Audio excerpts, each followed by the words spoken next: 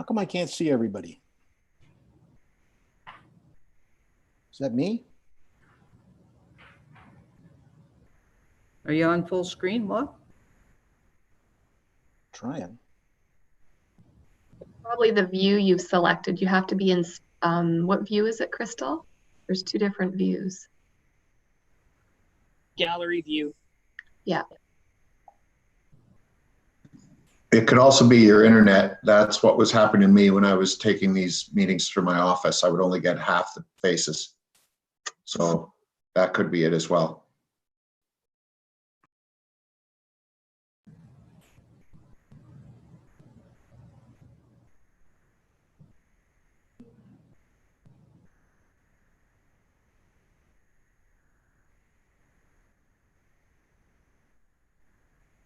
Okay, we're live. Okay, thanks, Crystal. Good morning again, council and staff. Welcome to our regularly scheduled meeting of April 29th. As a result of the order in council recently issued by the province of Ontario declaring an emergency for the COVID-19 pandemic, as well as the requirements for social distancing, the meeting is being held electronically in accordance with Section 238 of the Municipal Act. The procedures for the meeting are as per the town's procedural bylaw and the electronic meeting protocol during emergencies. I will now ask the clerk to conduct a roll call of council present. Thank you. Deputy Mayor Nancy Alcock. Present. Councillor Dan Armour. Present. Councillor Jason Fitzgerald.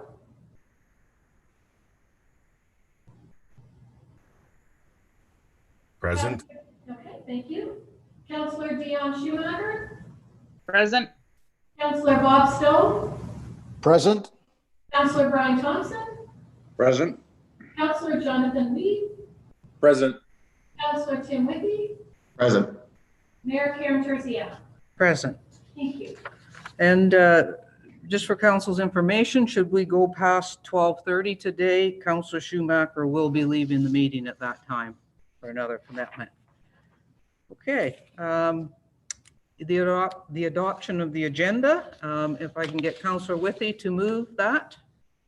And Councillor Thompson, would you second that? Thank you very much. Be it resolved that the regular council meeting agenda dated Wednesday, April 29th, 2020 be adopted as printed and circulated. All in favor? And that's carried. Are there any disclosures of pecuniary interest? Seeing none, we will move into previous business, and I will welcome Director Hernan and Les Ranta, I think, to walk us through the streetscape. And my understanding is we may all disappear from the screen while this happens so that we can see the presentation. So don't be alarmed. Steve, to you. Thank you, Mayor Terziano. I also have Brandon Hall with me here in the building in case we have any technical questions, and Les is obviously with us. Les is the lead from EXP on the Main Street project. So he'll be staying with this project right from the design stage right to the construction build to the finished product. So what we'd like to do today is to walk you through where we are to date and what's happened to date, and talk about some of the working group meetings that we've had going through this process. And then we were instructed to find some additional design options, and we're going to narrow in on the design options that we were asked to talk about, namely Kent Park, the crosswalk, and then some flex parking options for the downtown core. We will have three motions that we will be asking for some direction from council on. And then from there, we will complete the final design picture, if you will, for the project, and we'll bring it back to council for final approval. The one thing that keeps coming up is when will construction begin? And I know there's a lot of concern right now with the downtown. I can tell you we're strictly at the design stage, and it'll be September when council makes the final decision if this project is a go for next year in consultation with the district, or whether the project's put on hold. So we're nowhere near at that stage. We're just trying to complete the design. So I'm gonna steal the screen for a few minutes and walk you through some multiple documents. And Mayor Terziano, I'll leave it up to you if you want to take questions throughout, or if you want to wait to the end of the presentation. I'll just listen for your lead. I think, Steve, if it's possible to go through each segment and then maybe we'll go to questions. Certainly, certainly. So the first thing I just want to briefly talk about is the survey that was done. We held some design meetings with what we called option 4, several options out there. And we met with the downtown merchants. We met with anybody that wanted to show up at the public meeting, and we put out some survey questions. We had good response to the survey. We had about 105 respondents to the survey. From what we can gather by some email addresses, it was mainly the BIA downtown merchants that responded to the survey, which was good. It was what we were looking for. And there was some clear answers that came out of the survey, and there was some stuff that we didn't get clear direction on, and hence the reason we're back again with some design options. So just a highlight of the survey, a lot of people felt that if we went with flex parking, the major respondents wanted to see some sort of concrete pavers. They didn't want to see a regular asphalt. They wanted to see something more design friendly, if you will, more unique. But the other interesting thing in the survey is that their number one concern was maintenance of the surfaces, and they had to be easy to maintain. So it's sort of an oxymoron that you can't have a fancy, unique concrete paver and also have an easy maintenance requirement of it. The one screen I've got, the one shot I've got up here is what, in some regards, has caused us the most problems with this survey. We asked the respondents what was of most importance to them. Was it pedestrian traffic, or was it vehicle flow, traffic, and parking?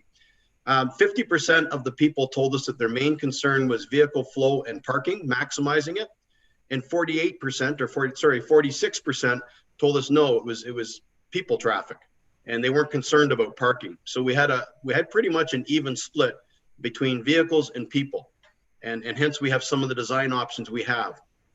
We did get some clear direction. The gateway at the top of Lawrence Street was of no concern to anybody. They felt it was not a major design element, and they weren't concerned if we put it in. And the water feature that was proposed for Kent Park, it received very little support as well. So those are two items that we knew right away that we didn't further any more discussions on, and we've dropped them. So from that design elements, we came up with what we called option 4A. And one thing you'll notice on these drawings we've done is we've highlighted in light green other green spaces that we have throughout the downtown core. People felt the Muskoka moments were extremely important, and we understood that. But when we looked at the drawings, we thought that everybody's just looking strictly between the curbs and the sidewalks.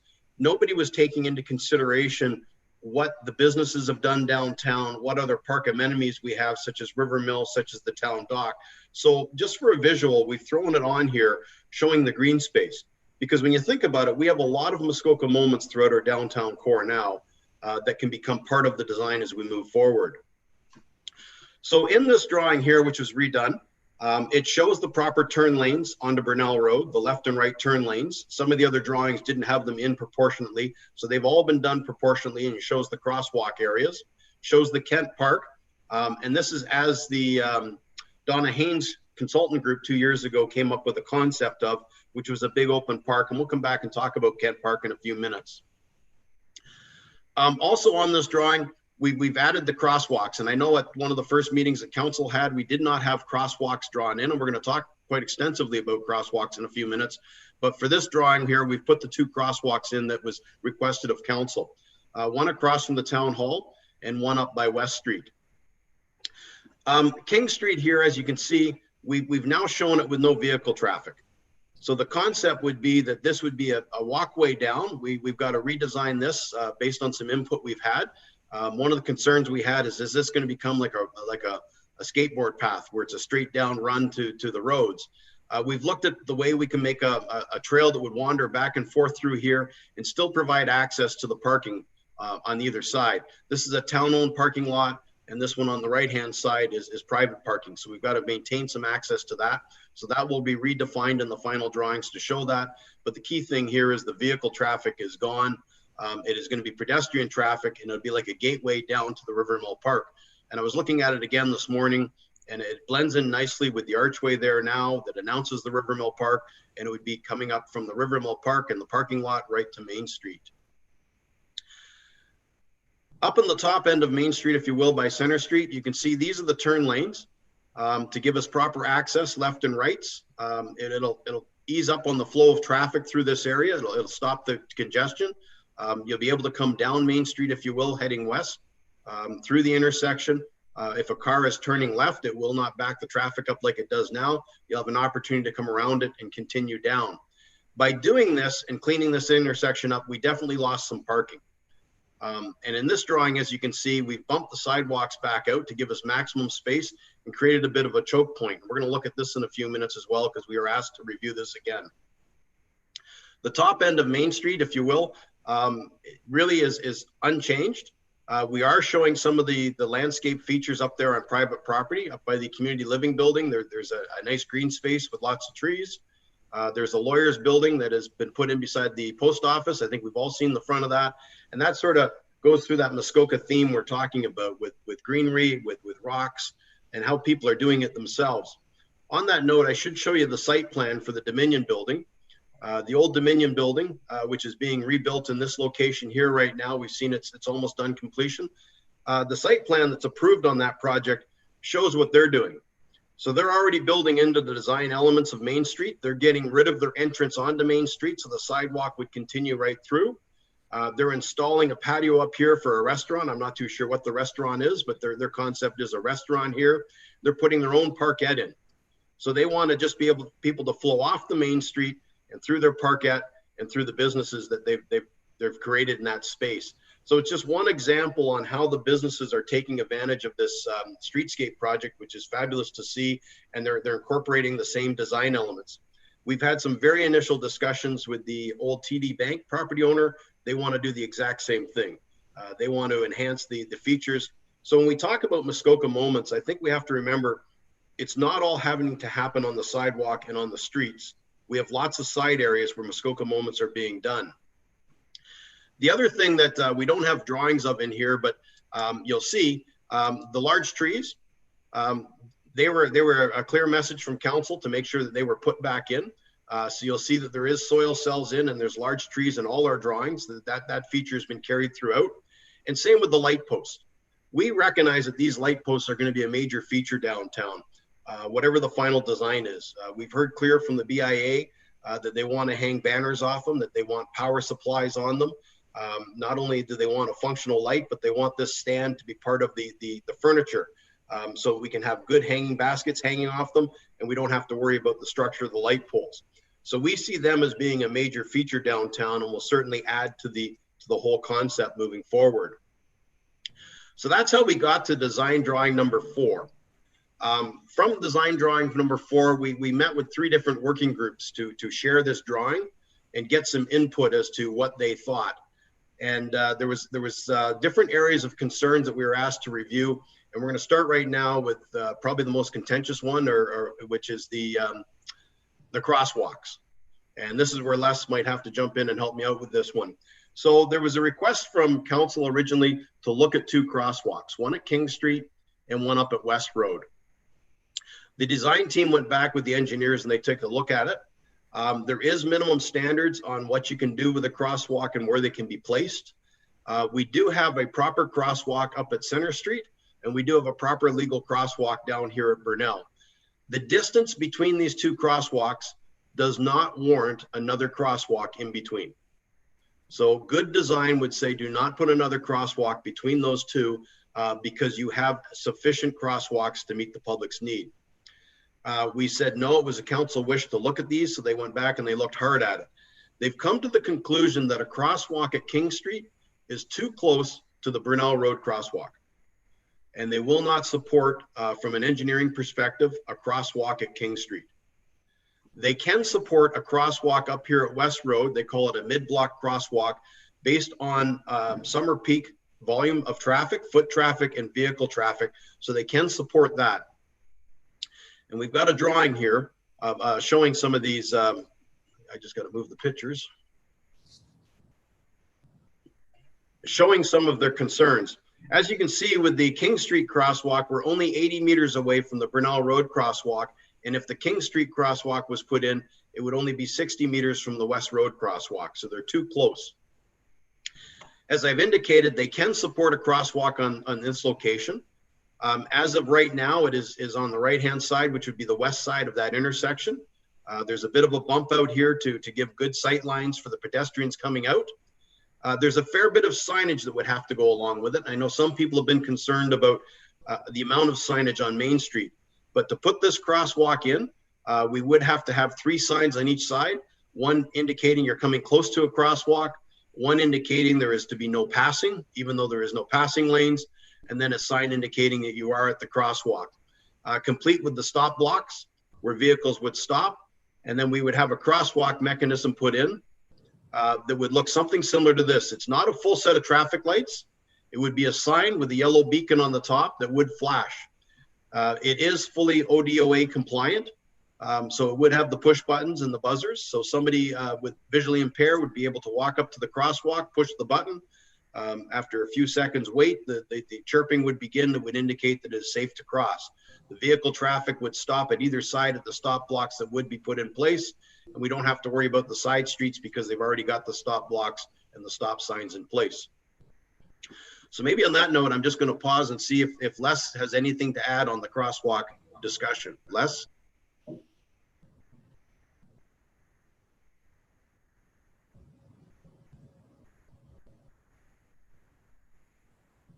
I can't see Les. Is Les still with us? Yeah, I'm still with, can you, hopefully you can hear me. No. Yep, you're good now. You can't hear me either? We can hear you now, Les. Yeah, we can hear you. So the main, the 2 main concerns are, number 1, the warrants for distance from existing legal crossings. And the second concern then is if we determine that one is required, and the determination is on engineering judgment, because otherwise it's too close to meet warrants. But we're good with that, to use engineering judgment that one should be placed. The second factor is to make it AODA compliant. I think that's very important. With all the background of this project, I think if we pursue something that is not AODA compliant, I think there's going to be a lot of pushback, and as well the question of legality. So this presents the minimum that meets both good engineering judgment and the AODA compliancy, and that's really the factors that allow us to support it. Steve? Thank you, Les.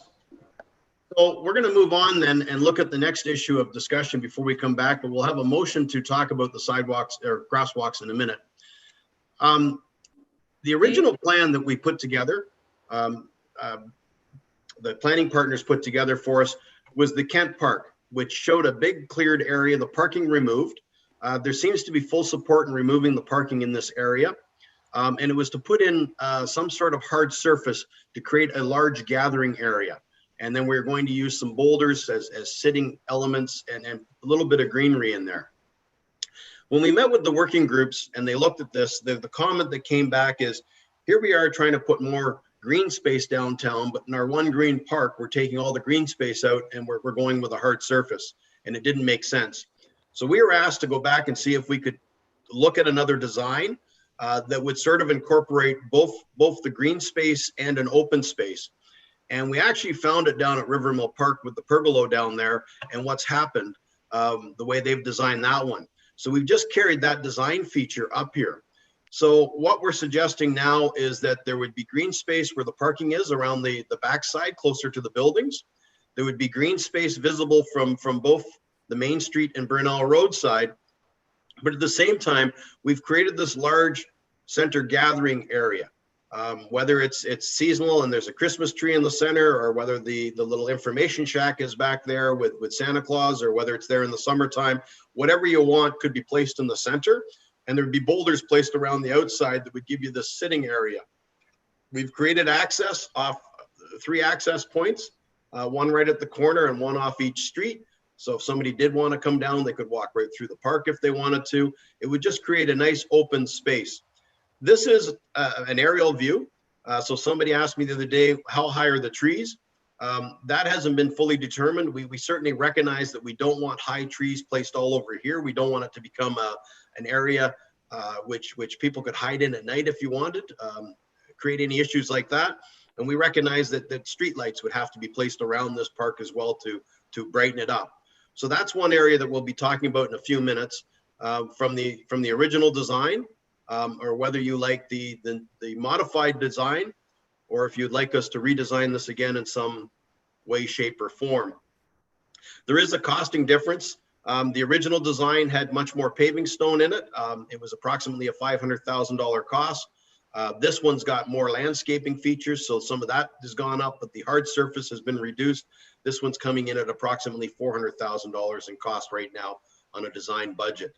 And we can dive into the budgets in a few minutes if you like, and get a little further.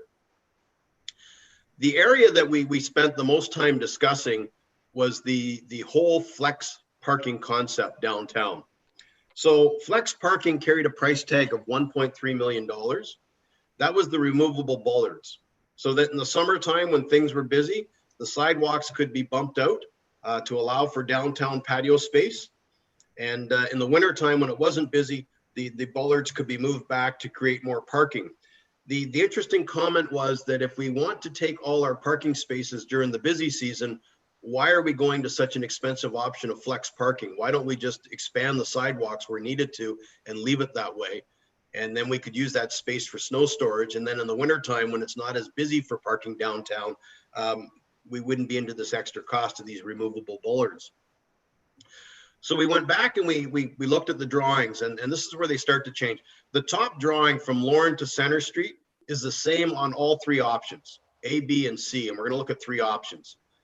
So there's plenty of parking, and we have the parking numbers. So in this area here, the parking existing is 25. On all three drawings, it goes to 21. We lose a few spots because of the turning lanes to give them the proper space that they require. But the parking option basically remains neutral in this area. On the previous drawing we showed you, we had a bump out in this area where it is now in front of the Farmer Save building. And we looked at this and said, okay, because parking is so important to people, but so is public space. And we looked at what this building owner was doing here with creating this whole parquet atmosphere down here. And we said, we really don't need to create a Muskoka moment in front of their place if they've taken the initiative to do it here. So we removed the bump outs to create more parking on both sides in this area. So in this design option, we originally had 20 parking spaces in here. We're down to 16. And once again, we lose the 4 spaces because of the turn lanes. The turn lanes eat up some spaces, and that's the same on all drawings. What we've done on this drawing, because people said parking was the most important thing, we took all the bump outs out and we maximized the parking on this drawing. So in the downtown core, all the bump outs, which are right now across from the town hall, the way the sidewalk has been removed, so there would be parking on 2 sides, and they'd be parking right down to Burnell Road. In this concept here, we've gone from 21 parking spots to 21. So we've gained, we haven't lost any parking spots on this one. We've actually gained, 30. We've gone from 21 parking spots to 30. The extra is across from the town hall, if you will, where we removed that bumped out curb. So in this design too, over here by Rivermill Park, we've gone from 4 parking spots to 6, and that is the same on all 3 drawings that we're going to look at. So existing downtown, we have 70 parking spots. This drawing you're looking at here has 73. So we've in fact increased the parking by 3 spots. So half the people will be happy because we've maximized the parking, but we haven't done much for the pedestrian traffic. We have design option number C or C. And this is a combination of the 2. Once again, up the top end, we've made no changes from Lorne to Center. From Center Street to West Road, we've not bumped out the sidewalk. Once again, we're taking advantage of the private owners' landscaping features they're doing here. We've maximized the parking. Where it changes is when you start from West Street to Burnell and what we call the downtown core. We do have a bit of a bump out on this area here because of the crosswalk. And we wanted to make sure that there was no vehicle traffic, no parked cars blocking the view of the crosswalk. We've added the bump out across from the town hall back in as it sits today. A couple of reasons for that. There's several restaurants and businesses across here that could take advantage of the sidewalk. When we looked on this side of the street, we've got the town hall and we've got the theater with their own courtyard, and we've got lots of green space around the town hall and by the church. And none of these buildings really require the sidewalk space to go out to sell their product or to expand their restaurant business. So with this concept, you can come up from the River Mill Park, you'd be on a nice wide sidewalk, you'd be able to head up to the crosswalk or head down to the Brunel Road crosswalk. We then took the bump out and moved it across the street. And there was a lot of discussion is if we were going to put a bump out on one side of the street, would you not put it on the north side because the north side gets more sun? And it certainly does, but when we looked at it from a building perspective, the north side of the street buildings all have patios or have accesses to River Mill off the back. So many of the restaurants have already taken advantage of the River Mill Park, as we know with the Mill on Main, and have created a nice patio space, same with the pub on the dock that overlook the park. The restaurants and the businesses on the south side of the street don't have the same advantage off the back, because of the topography of the land. They can't back out their back door and open up onto anything. So we said, if we're going to put a bump out in, let's do it on this side of Main Street here to at least allow these businesses, if they wanted to come out, they could come out onto the Main Street space with an outdoor patio, whatever it might be. There is a turn lane in here. This turn lane does come in right by the Nutty Chocolatier, the ice cream store downtown. So unfortunately, I don't think you would be able to see a patio directly in front of that, but there's plenty of room in here to expand the seating area with furniture, with Muskoka chairs, with benches, with anything we wanted to make that atmosphere. So this is design option number C, and we have the 3 different options. I'm going back to B. This maximizes your parking. C, this is a combination of Muskoka moments or bumped out sidewalks and parking. In this design option here, we're at 58 parking spots. So once again, downtown presently has 70, and this design option puts us back to 58. So we think that we're trying to hit the best of both worlds, maximizing the parking and still creating that space for the residents to be on the sidewalks, and incorporating the Muskoka moments that we naturally have. The River Mill Park is a huge asset with the town dock, and that's why this gateway will really hopefully bring that whole element together and make it flow as one. And we recognize that we've got all these other green spaces, and we think that we'll see more as time progresses. As I indicated, the owner of the Toronto Dominion Bank building is already looking for us to say, what is the design down here? How can I incorporate it into my space and my building? How can I add, and how can we complement each other? So where we are today, it doesn't really matter which design option you're looking at, A, B, or C. The costing is very similar. Some has a little more concrete, some has a little more asphalt. The costing on that is approximately $1.4 million for the municipality's share of the project, plus the Kent Park option that we have to deal with on the Kent Park option. And Kent Park can be more paving stone at approximately 500,000, or less paving stone, more green at approximately 400,000. Overall, we're looking at a budget right now of about $2 million. I know originally we were thinking it would be higher in the 3 million range, but it's looking in the $2 million range, which would give us additional fund if we wanted to look at one of the other parking lots to create additional parking downtown, but that would be a council direction and decision. So Mayor Terziano, on that, I'm happy to answer any and all questions. I can get out of share screen, or I can leave it up in case there's questions regarding the pictures. If you don't mind, Steve, taking away the share screen, because I won't be able to see all of council for questions, and if we have to come back, we will. Okay, I'm just going to stop share. Okay, that was lots to digest, and I'm sure there's lots of questions, so the floor is open. Councillor Thompson. Thank you very much, Your Worship. Yeah, through you to Stephen. Could you sort of elaborate once again, Steve, on the difference between option C and option B? I like option C, except I'm not crazy about the bump out between West and Brunel on I guess what would be the south side of the street. What is the difference there between that and B? I've sort of forgotten where we were with B.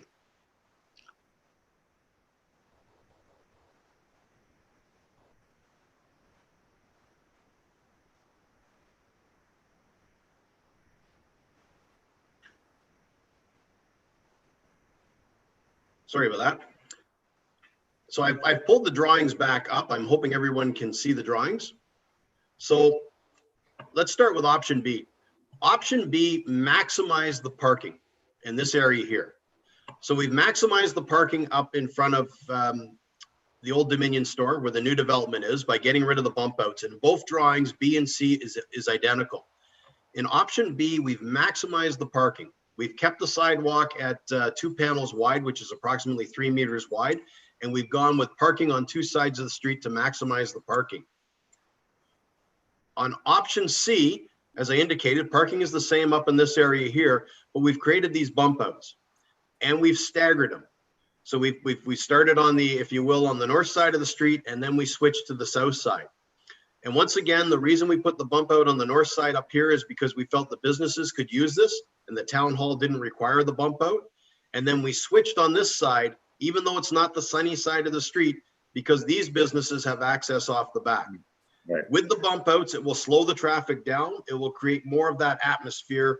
It gives more pedestrian space, more of that event space, if you will, for those businesses. The difference in parking between option B and C, so we have 70 now. On option B, which is maximizing the parking, we go to 73 spots in total downtown. On option C, we go to 58 parking spaces downtown. All right. Okay, I guess my if I may, Your Worship, I guess I like option B more so than I like option C type of thing, only because I'm really not crazy about that bump out between West Street and Burnell Road. I don't know if that's absolutely necessary. I think we're taking away parking there that could be critical to downtown, and I don't know if it would be, that bump out would be utilized the same way as it would be on and what we have now on the north side of the street between West Street and King Street. Okay, thank you. Councillor Weeb's next. Thank you, Your Worship. I take Brian's comments, but I also, if we can go back to the share screen, I would just make a small change to option C, actually. I prefer this option, but knowing what we discussed with the lack of a crosswalk at King Street, so if we were to remove that, right? What we have created there, though, is a pedestrian a link, like a natural link. And I think people would be very tempted to cross there anyway. I'm wondering if we couldn't lessen the bump out on the south side and the north side, add maybe a spot or two on each side of the road, yeah, and not kind of promote that as a pedestrian crosswalk. Maybe we get a few more spots and it would be safer. That certainly could be done, yes. Otherwise, I like that.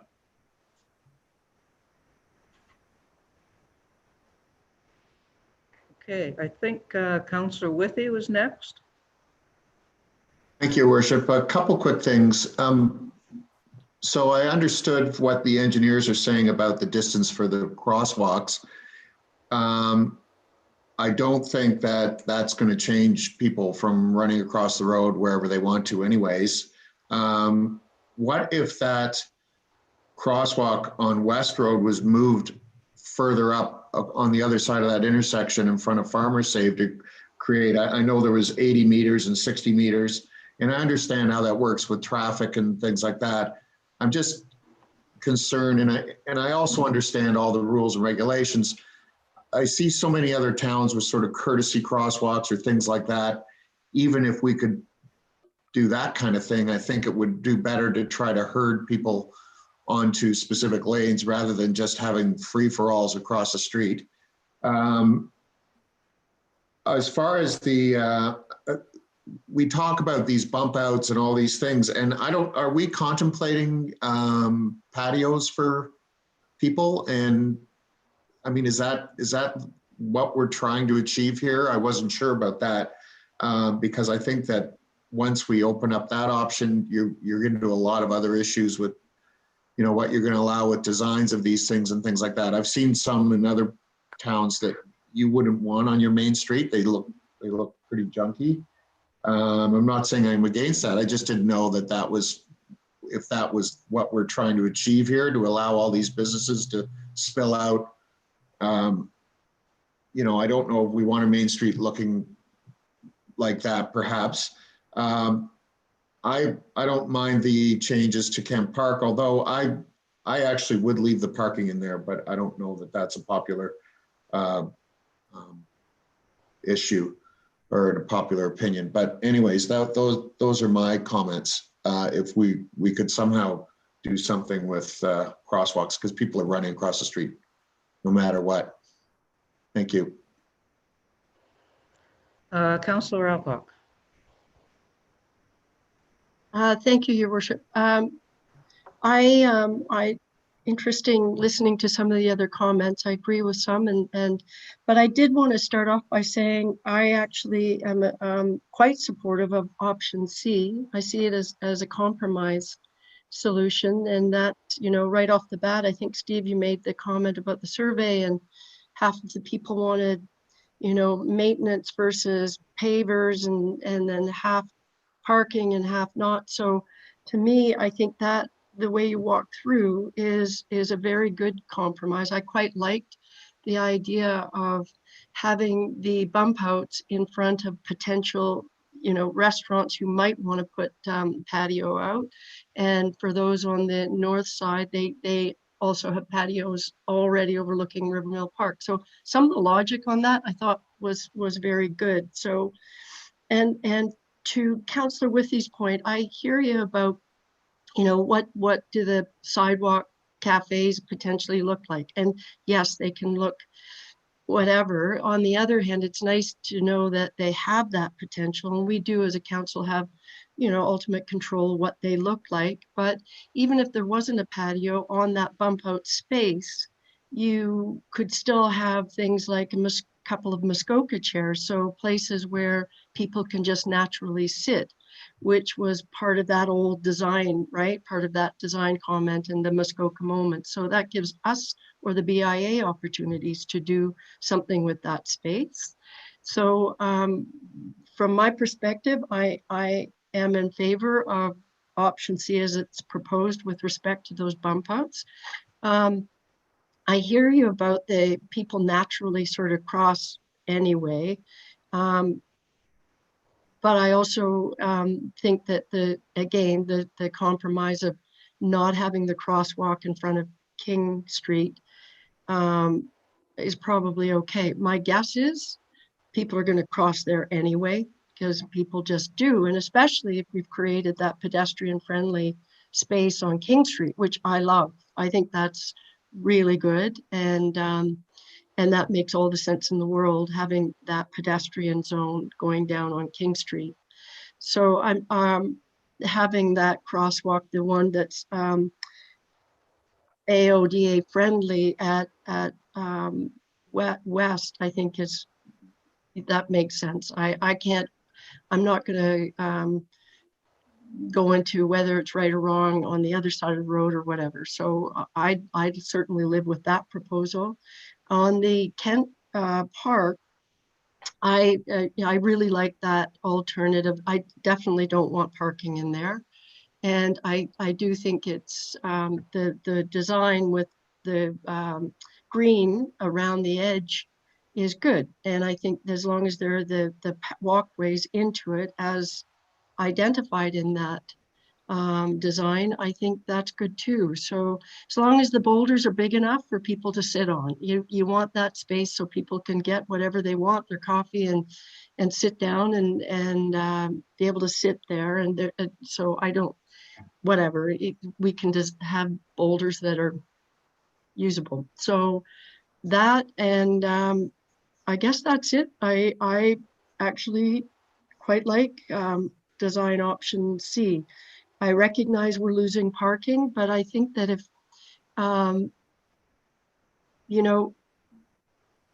people will say we don't, we already don't have enough parking downtown. So we're losing 12 spaces, I guess, if the existing is 70. And to Steve's point, that if we went this route, the total cost would be 2 million. And, we might be able to find other parking solutions nearby. And that would be my hope, that we would look for parking solutions on one of the back streets nearby. But I think that this is a really good compromise solution. So I think that's it for me. Okay, Councillor Stone. So I'll start with Kent Park. I like option 2. It looks great. I think it's functional and yet beautiful with the trees and gardens. One thing I would like to see actually is a raised area, using the topography, a raised area right beside the old Mizuma. Whether it could be used for a stage or a different seating area, it just makes the gathering space a little bit more functional. With the crosswalks,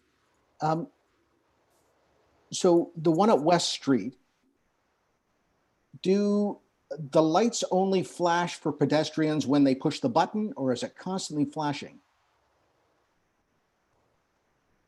Can Steve answer that? Your worship, if I may, Steve is having difficulty linking on. He's been kicked off the Zoom meeting. So I just was wondering if Crystal could perhaps send him a phone number where he can call in. So we're just having some technical difficulties, unfortunately. Les, So can you maybe answer that question, or perhaps Les can help us. you're on mute though? Can you hear me now? Yeah, thanks.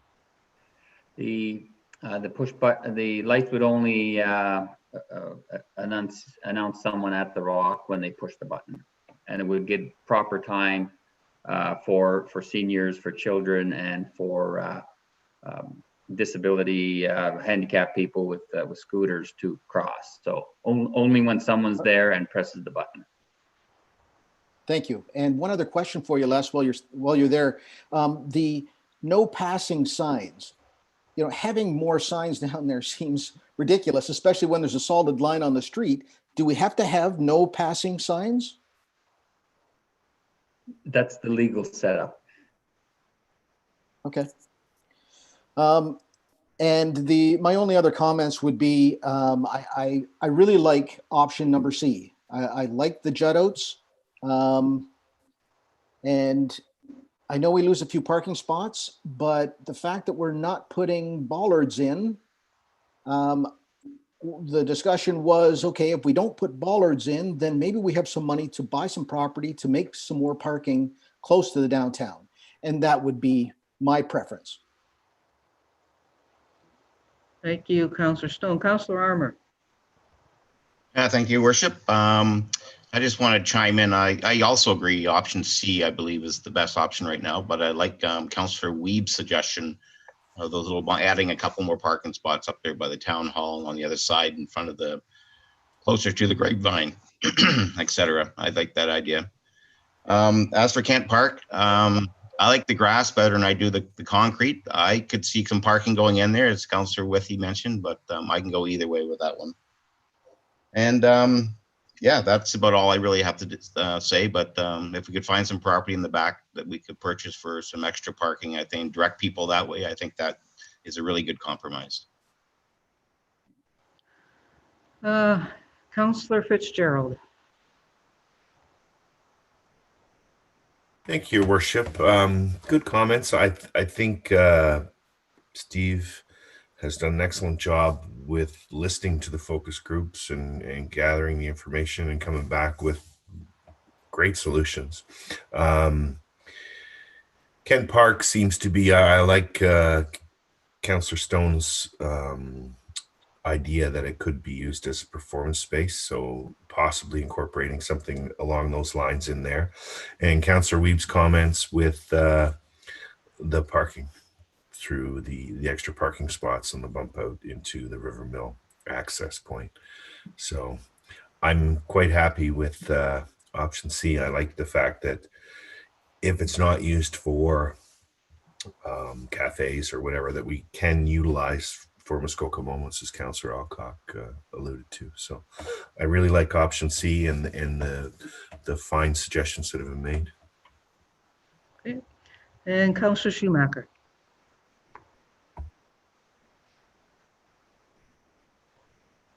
Councillor Schumacher. I do, yeah, it went off of mute. Okay. I would echo option C as well. I do and agree with Councillor Weeb and Armour's suggestion, or Councillor Weeb's initially suggestion of putting the extra couple of parking spots. So that would bump us up to what, 60, 62 from the 58 with the option C. Of course, I'm going to put my accessibility committee hat on and make sure we do have enough accessible parking spaces allotted along that Main Street core to make sure we meet our requirements for that. I'm happy with the crosswalk and the AOD standards for the crosswalk at West Street. I think that is mostly where people they tend to cross at that part. As I agree with Councillor Withy, they tend to cross more on the Royal Bank PharmaSave side than probably the Whimsical Bakery side, but I don't necessarily care one way or the other which one it is, as long as they can get there. The King Street, yes, people will cross. I think it's more an evening thing if people are parking in the back where the Rivermill Park parking spots are, taking the pedestrian walkway and going to the theater. So you might have more evening people trying to cross there as much, but yeah, and the Kent Park, I would agree with the modified with the more green space and less, and the opportunity for sure though to have the what Steve had suggested, because I know we did a great job, I think, this past winter with the BIA, and kudos to them for creating that sort of Santa Claus moment down there. And I'd like to see that sort of continue. So to have the little hut to be able to access that and have that as an opportunity again for Huntsville, I think would be great. So yeah, C. Okay, thank you. I'll tell you what, first, I can see more hands, but everybody's had round one, so I'll tell you how we're going to proceed with this, and you'll get your chance to ask other questions. Steve, are you back on? Can you hear what's going on now? So, Your Worship, he's actually on his way into Town Hall because it appears that there's a loss of internet connection where he was located. So Okay. He will be here probably in the next 4 minutes. So I'm not sure if you want to, I know Crystal is taking some really good notes so that he has all the information. I'm sure Les is also noting the comments from council. So it's your choice if you'd like to proceed or if you want to give him a few minutes to arrive. Okay, well, I think the way we'll do this, and I think we'll have further discussion, but I have 3 motions for the 3 different areas. So how be I read a motion for one area and we zero in on it and see if we have some kind of a consensus on that. And I'm going to start with what I think might be the easiest, which would be the pedestrian crosswalk. Because based on the engineer's recommendations, I feel that it's probably our only choice. But I'm going to ask for a mover and seconder for the pedestrian crosswalk motion. Councillor Fitzgerald will move and Councillor Weeb will second. Thank you very much. So the resolution that we'll put on the table and have further discussion on, if need be it resolved that Town Council directs staff to proceed with the Main Street pedestrian crosswalks as presented for the final design drawings. So now questions pertaining to the crosswalks. Councillor Withy.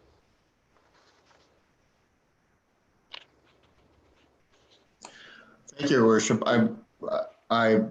When I spoke before, I asked about the opportunity to see about moving that one crosswalk up to in front of PharmaSave, and I didn't get a response. So that would be my question. Les, can you answer that, or we can certainly wait for Steve if not?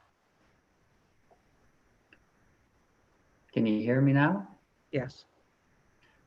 I don't see a problem with that. The distance is, it's located reasonably in between 2 existing. I don't see a problem with that. Councillor Armour.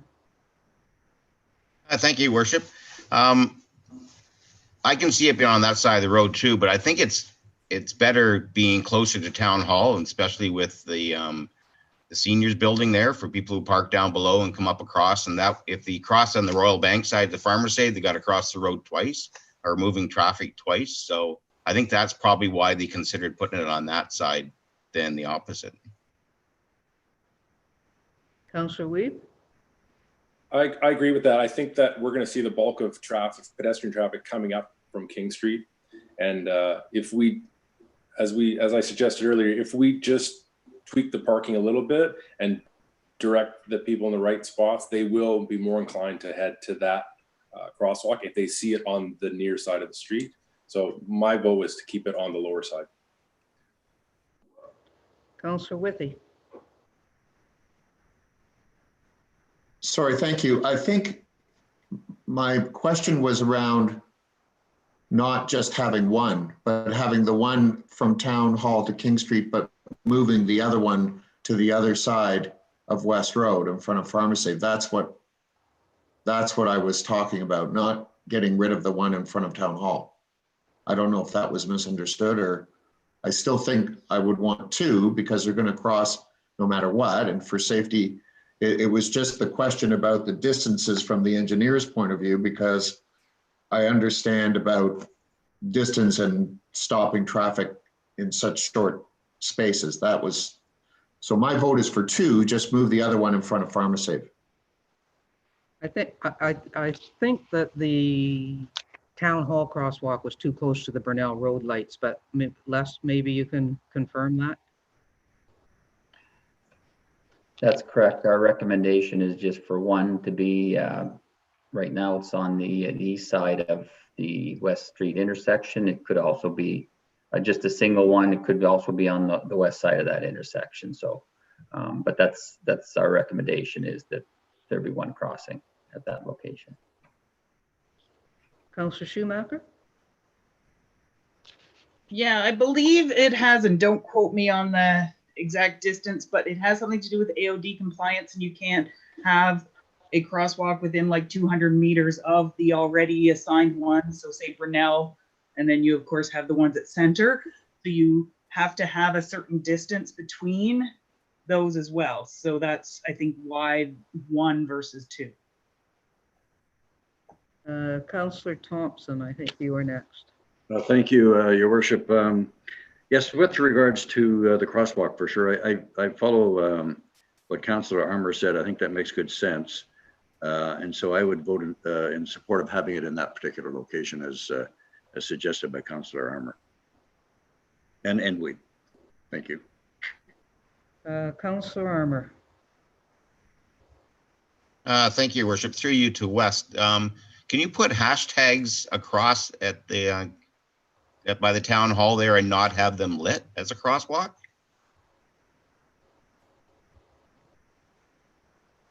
Les?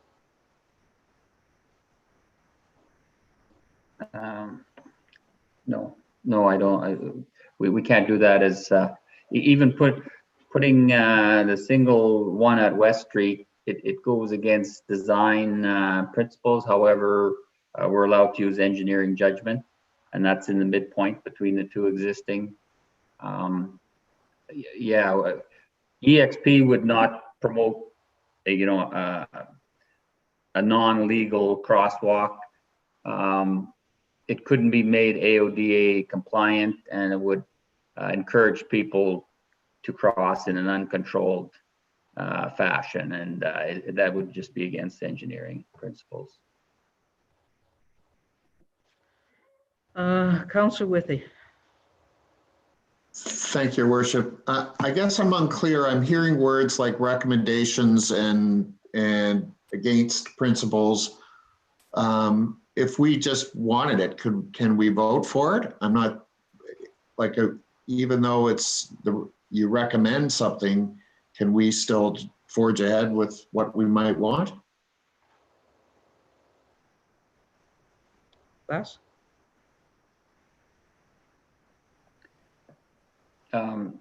We would not be able to seal the drawings based on a design that we do not agree meet engineering principles and regulations. So after the project's over, I suppose you can do whatever you like, but but we would not be able to support that as part of this design process. Thank you. Okay, so I think we are at the point where we have a crosswalk on the lower side of West Street, across from the local, and one crosswalk only. And if there are no further questions, I'll ask all in favor of the crosswalk motion. And opposed? And that carries. Okay, one down. I thought that was the easy one, but maybe I was wrong. Let's do Kent Park next. So if I can have a mover and seconder for Kent Park. Councillor Alcock to move and Councillor Stone to second. Thank you. Be it resolved that Town Council directs staff to proceed with option blank as presented for the final design drawings for Kent Park located on the southeast corner of Main Street and Burnell Road. So Council will recall we had Kent Park option 1, which was basically all paving stones and some rocks and things. And option 2 had much more greenery added to it, but in effect they were the same size space and everything. And if council needs to see the drawings again, we will make that happen. But if there's any questions, let's start with Councillor Armour. I'd just like to put a motion on the floor that we do option 2, the greenery. Option 2 for greenery. Hang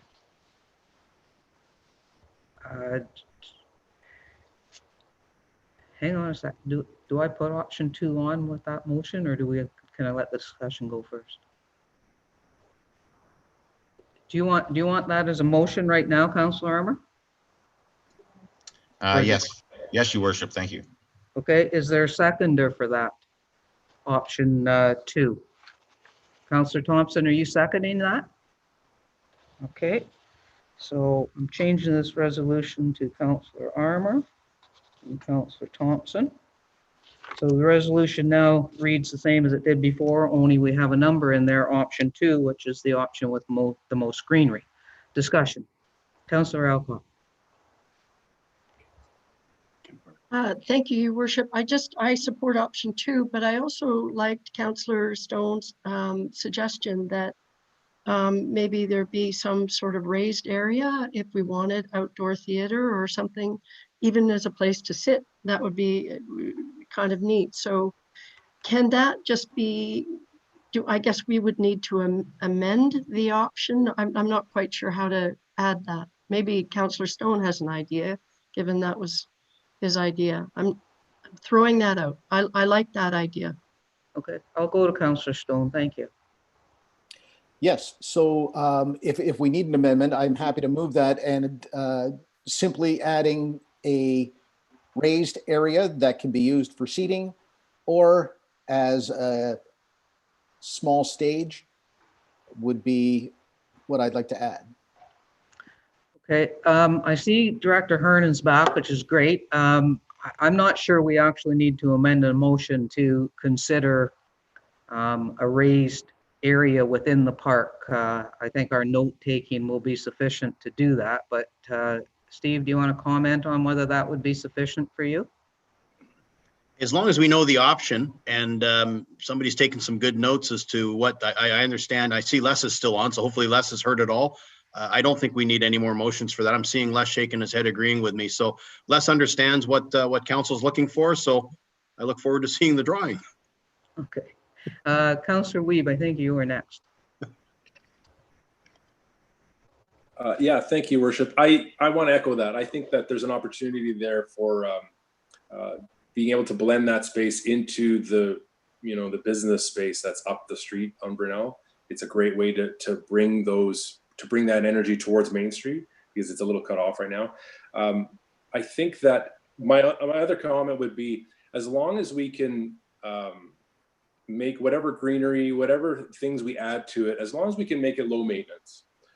Because depending on what you plant can require different levels of maintenance, and I want to make sure we don't lose the opportunity to keep our scheduling to a minimum to get in there. I mean, that would be essentially a little island of park that we'd have to send staff in to do whether it's grass cutting or not, whatnot. So I would just want to make sure we're exploring things like, you know, clover and perennial low brushes and bushes and things that kind of take care of themselves, and that can be done, and then I'm okay with it. Because originally I was in favor of option 1, which was more hard space and kind of minimalist. Anyway, so I'm okay with it. Councillor Fitzgerald.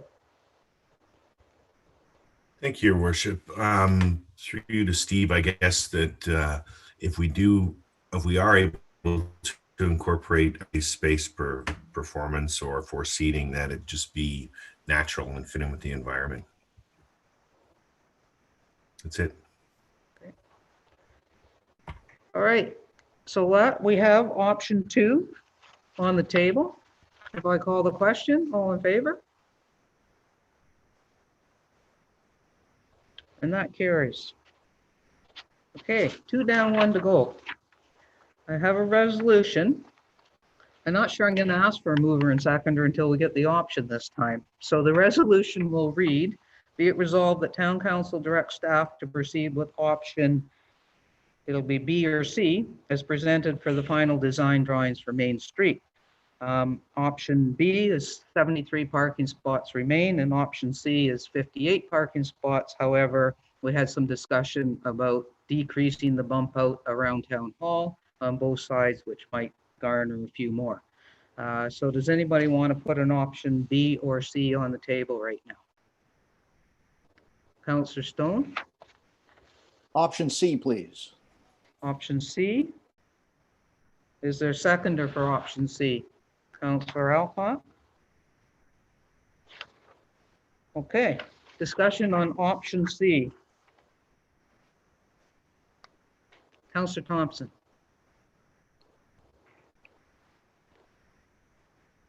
Thank you, Your Worship. Yeah, I could go along with that. I think I'm just trying to rationalize in my mind how that bump out on the south side between the Town Hall and Burnell Road would be utilized. But I mean, I can go along with that because I think if as has been pointed out, if we don't do the bollards, we're going to save a pantload of money there and maybe look for alternatives back from Main Street, back from the Main Street for additional parking. So I could support that in that sense. Yeah, I just sort of confused as to how we would utilize that particular bump out, but I can live with it. I'm good. Okay. Anyone else? Councillor Weed? Thank you, Worship. I'm just hoping that there is some support for looking at rejigging those lines a little bit. I think if the bump out on the south side in front of Town Hall extends to in front of Town Hall, then we've got the town square, and then we'll have added another 2 meters of space. So I kind of feel like if we can just tune those lines up a little bit, I'd be in favor of it. Councillor Schumacher. Is Director Hernan trying to speak? Steve, did you have something to add there? No, sorry, I've got some design people in the room with me. We're just digesting what was being said by Councillor Weeb to make sure it could be done. Okay, Councillor Schumacher. Sorry, thanks. So yeah, as we talked about, if we could add, I guess, a couple more spaces, that would probably put us up to about 60, 62. And I guess my question is through you to Director Hernan. If we have that many spaces, is there an allotment of accessible spaces on the Main Street that we would have to abide by? Steve? Through you, Mayor Terziano, we would certainly make sure that there would be no less handicap spots, bus stops than what's there now. And that would all be incorporated into design. What's the ratio? I don't have that number off the top of my head, but you certainly will not be losing accessible parking spots. We'd make sure of that. Steve, I agree with the comments that Councillor Weed made earlier about those 2 bump outs and about reducing them where we cross to King Street. So if you were having that discussion, can you answer if that is doable? With your permission, I just want to pull the screen up to make sure that we're talking the same thing. Okay. How do I do that?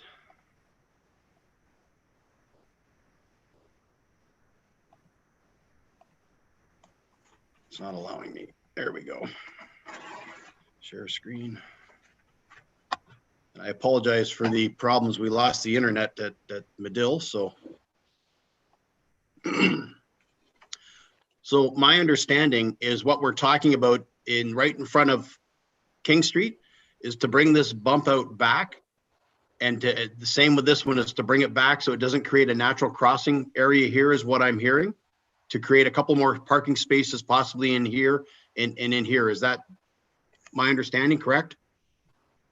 That's spot on. I believe so. Councillor Weeb, can you confirm? Yeah. That's exactly what I was thinking. I think it's probably one on the south and two on the north or something like that. But I think because if we got to remember, we just voted to eliminate that crosswalk. So with that's gone, that means I'd like to see us also take away the temptation to cross right there from the pedestrians coming from not only Town Hall, but also from King Street.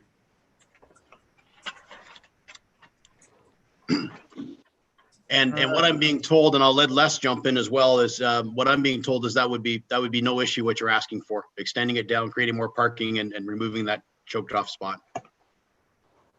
That's great. Okay. Councillor Stone? Well, I just wanted to say that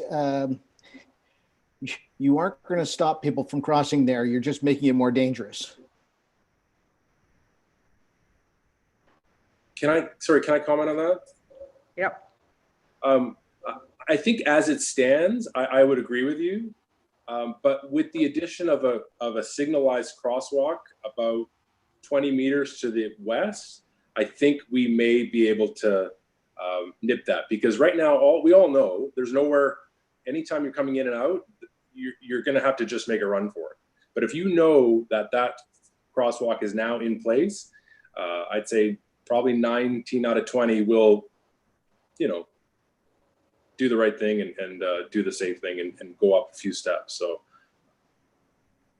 I don't know. I think it's the right design for that space. But again, we can talk about it. Steve, if you'll unshare that screen again, because I can't see who might want to make more comments. Councillor Alcock. Thank you, Your Worship. I echo what Councillor Stone said. I think by creating a little bit of a choke point there, your traffic is naturally slowing down. And if you remove that, and I also firmly believe that people will still probably cross at that point because it's so central. It's right at the new pedestrian King Street. It's right opposite Town Hall. And I'm not saying, oh, and let's open it up and really encourage that, but I think that the wider sidewalk, the bump out there, will encourage slower traffic. So I'm really torn on this one, but I actually think I'd keep it the same from my perspective. Any other comments? I would suggest that if we pass option C as it is, with the conversation we've had about reducing the bump out area there and left it to the professionals that deal with safety and issues to do the best job for it, might be the best thing we can do right now. I don't know, is Councillor Thompson? Yeah, thank you, Your Worship. Yeah, if it's matters at this particular point, I would agree with Councillor Weeb on this one. I'm all for creating a couple of more or 3 more parking spots if we possibly can do that. And I'm not really concerned about a safety issue there, as it's the way it is at the moment. I mean, that's what it is at the moment. So I'm in favor of Councillor Weeb's idea, quite frankly.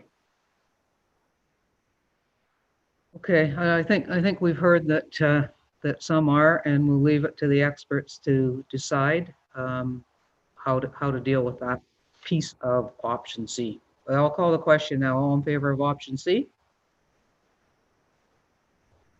And any opposed? Oh, that's great. That's carried. Thank you, Council. Thank you, Steve and Les. Our next item of business is an invited presentation, and we have our Economic Development Officer, Scott Oval, and our Director from the Lake of Bays Huntsville Chamber of Commerce, Kelly Haywood, and the BIA Improvement Area, Morgan Richter. Is everybody here or just you, Scott?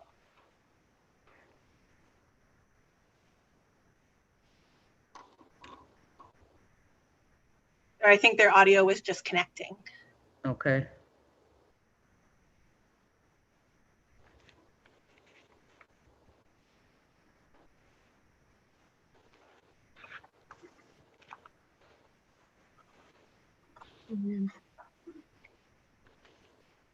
Okay, so I see Morgan, I see Scott, and it looks like Kelly's connecting to audio. So Scott, whenever you're ready, the floor is yours. Thank you, Your Worship. I'll just share my screen here.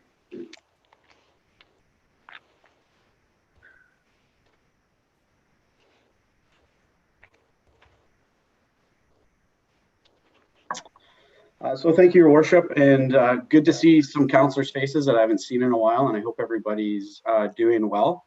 For the purposes of today, I'm just here with Morgan Richter from the BIA and Kelly Haywood, the Executive Director of the Chamber of Commerce, just to provide you a bit of an update on what we've been up to as an economic development team, both in the short term as well as kind of what we're thinking for the long term as well. So I do want to thank Morgan and Sophie Lovell from the BIA, as well as Kelly's team, Barb Bloomfield as well, and Torrin. They've been kind of instrumental in helping us through this process and just kind of understanding that resources are limited these days. So we've kind of viewed this as a team effort and divided and conquered. So early on, we formed an economic development partnership. We identified it as just recognizing that each organization brought a particular skill set to the table, as well as different connections with the business community. We felt that was important. And then subsequently, we just really identified tasks or objectives from that, sorry, and divvied those out, and each organization's kind of taken on a particular role, dealt with a particular topic based on what we're doing. Obviously focused on the short term, but there's a long-term component of this as well, particularly given some of the announcements we've seen recently that, you know, we recognize that we have to have kind of an eye towards the future as well. Meeting weekly, that has kind of changed probably almost to we're communicating daily, often over Zoom, just staying in touch with each other. And then really collaboratively allocating resources. We've had a long history of all three organizations working well together and collaboratively. This is just kind of, I would say, formalized that and made that bond stronger. What is also of a great benefit to us is all the associations we sit on, all the colleagues regionally that we work with regularly, as well as the provincial associations that we communicate with these days almost on a weekly basis. And that's allowing us to bring information back to the table from all over the province, as well as some cases all over the country, and identify solutions, vet ideas that we're seeing and trying to determine what will work and what won't work for Huntsville. And what we've done is really identified this as into areas of focus, and it's really been identified as 3 areas of focus. And this is what you'll see here is a fairly common theme actually across all of Ontario, as how municipalities have tried to identify this and allocate resources almost regardless of the size of the municipality or the organizations that are dealing with it, is really information collection and dissemination, business engagement and outreach, and then community engagement as well. And there's some overlap there with business engagement and community engagement.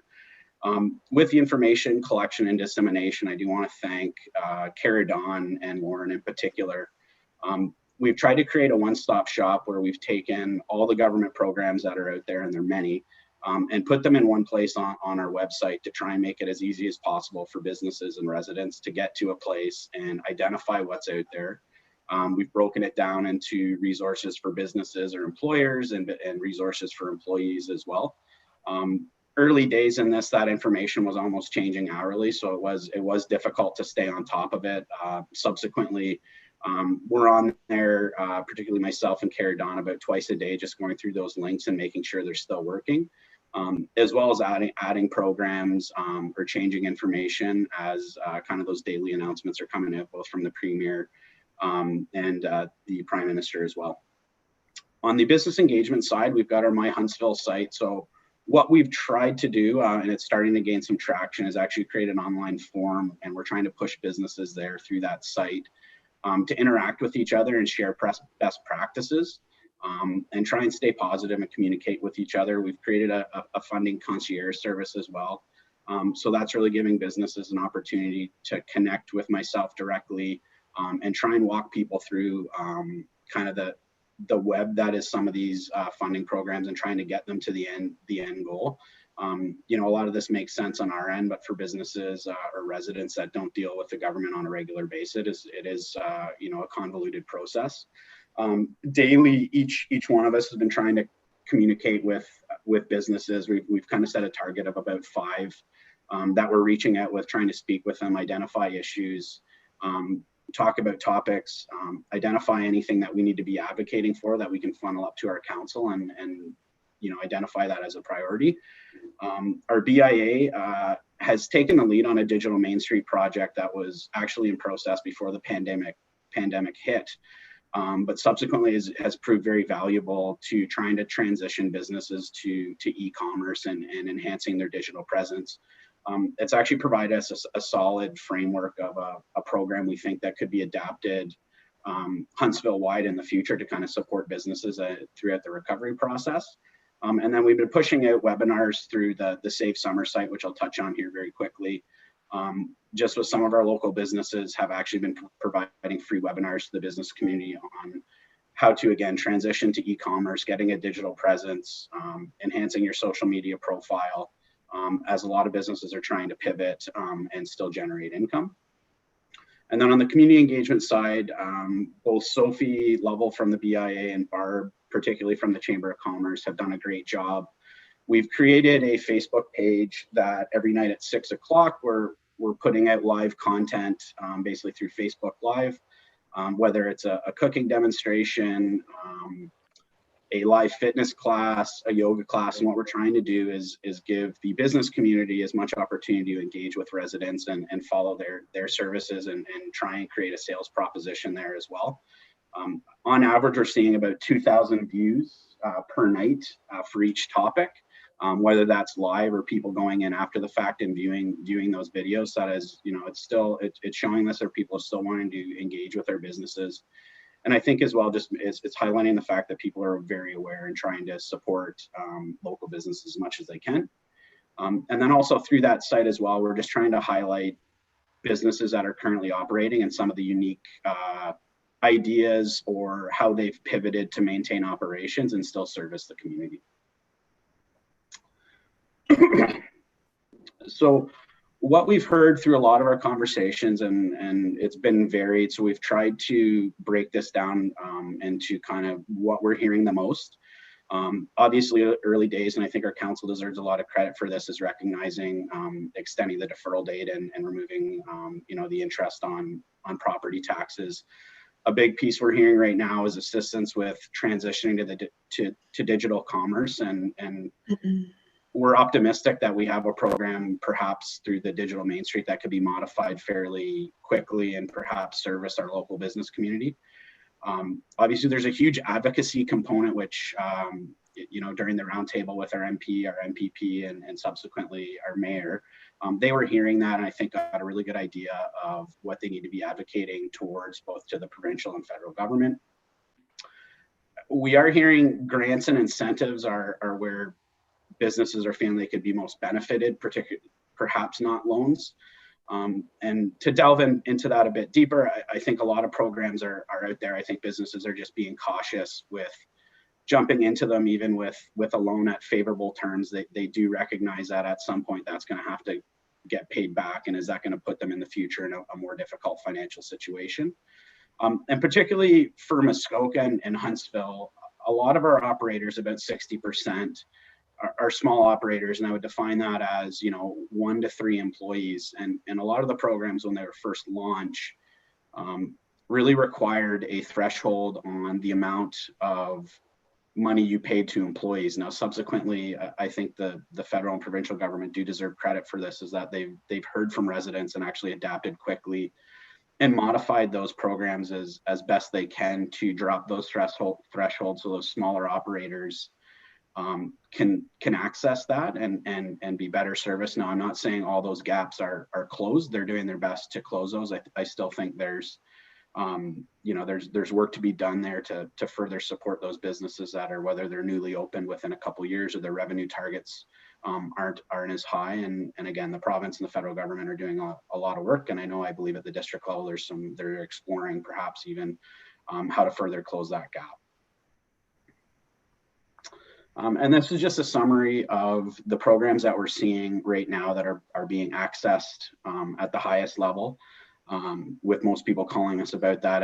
Again, when we created this presentation, we had heard about the commercial rent assistance program, but there weren't a lot of details there. So that's why there's not currently a link to that.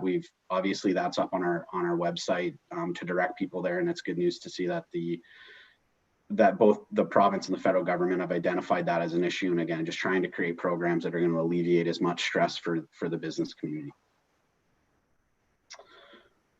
And then moving forward, obviously, we're going to continue to maintain our existing programs and initiatives and monitor to ensure that they're being effective. And like every level of government right now, trying to adapt quickly if they're not. When our economic development working group is appointed, hopefully we'll be soliciting their input very quickly, actually, to identify, what programs should be implemented, how they should be tweaked, and what the municipality can further be doing to support businesses, particularly in the recovery stage.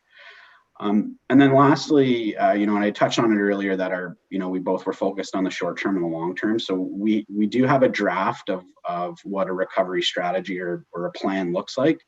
And when we engage with our economic development working group, I think we'll be vetting that through them. It's fleshed out, and I think we'll just be utilizing their expertise in the private sector to further dive down on those programs or initiatives and provide us additional input as to how they could be tweaked or adjusted to service our existing business community. And with that, I will take it off share screen. I'll hand it back over to your worship. Thank you, Scott, and thank you, Kelly and Morgan, for everything. I think this was a really important piece for council to see how many different organizations are working on our recovery and working on helping the community get to the resources that are out there. I know the BIA has sent out letters on our behalf to all of their membership to let them know we're here. I know the chamber is not doing the same, and Kelly's working hard with the MAP board, which is also developing a recovery plan, and then our town staff are working on the recovery for the reopening of our businesses too. So I just think it's important that everybody realizes that there is a lot of work being done behind the scenes, and that we're trying to make sure that we all work together, and that the community, whether they be residents or businesses, have different resources to come to, so that whatever challenges they see, that we're hopefully here to help them. And I know one of Scott's first things was about the tax deferral date, and that is later on in our agenda, where hopefully we'll be voting to extend that again today. So that's a great presentation. I really appreciate that. And I will open it up to if there's any questions before we let you guys go. Councillor Alcock. I won't be long. I just wanted to echo that. I was really, really thrilled to see the one-stop shop, because I think in the beginning there were so many things coming down the pipe, and I'm sure it must have been a challenge for a number of businesses to try and navigate. So that's really great. And kudos to all who were involved, because I recognize that it was pulling together a lot of different people and groups, and to implement something like that is a big deal. So thank you. And a quick question, my understanding, hopefully we do approve the Economic Development Working Group today, but they have been engaged up until now. Is that correct? I think they have. And so it would show that that's a really good thing to do and to set up. Is that right? Can I throw that over to you, Scott? Yeah, through your worship, they've definitely reached out to myself directly, wanting to know how they can help. Obviously, we have to be a little careful because they're not formally appointed by councils that to the level of engagement we have. But I definitely know their brains are turning as to what we can or can't do, which is exciting for myself and Kirsten and our team to work with them. And it's exciting in the sense that we'll be able to present them with, you know, a draft plan and really allow them to dive into something and provide, you know, really solid input on what that could look like moving forward. And with council support today, we will get them officially appointed. So that's great. I just wanted to say again, kudos, really good stuff. Thank you. Are there any other questions or comments? Councillor Wiebe. Thank you, Worship. I'm just curious if any of the guests on our panel have a sense for how some of our businesses may be kind of slipping through the cracks. I know that that's been a concern throughout the province and the nation, that while the government is stepping up to help and to loan and to try and figure out all the different ways to save business and help them through this, do we have a sense in our community if there are many businesses that are kind of not fitting into any of the categories and are struggling to access help? I'll throw that out to anyone, Morgan, Kelly, or Scott, if you have any specifics that you're comfortable sharing. Yeah, I can go first, and then I'll maybe allow Kelly to chime in.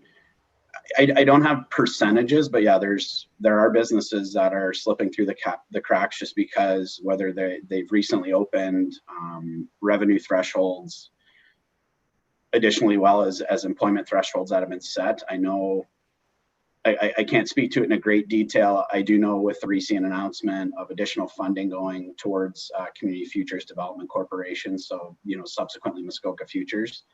I know that they are trying to tweak a program in partnership with some other organizations to try and really close those gaps and really create a loan program, most likely that would have minimal thresholds and would have favorable repayment terms. And with that, I'll, through your worship, hand it over to Kelly for her to respond as well.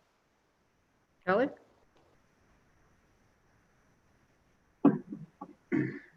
You're muted, Kel. Oh, thank you. Am I good now? Yeah. Okay, sorry. There are many businesses slipping through the cracks for sure, particularly unincorporated, sole proprietors, that sort of thing. I think also a lot of the programs that have been initiated are loan-based or deferral-based, which to Scott's point, I mean, when we're seeing the types of revenues and profits that, businesses are suffering from, those aren't helping. They're really, it's a big problem. And I think businesses need to see much more relief. There's, a lot of, expenses that businesses are still incurring, whether it be insurance or bank fees, visa fees, all sorts of things that are really crippling businesses who are actually still seeing a great deal of expense with absolutely no cash flow or revenue, right? So it's definitely something we're continuing to work on and advocate for businesses at every level of government. Morgan, did you want to add anything or? No, I'm good. Thank you. Okay. Councillor Withey.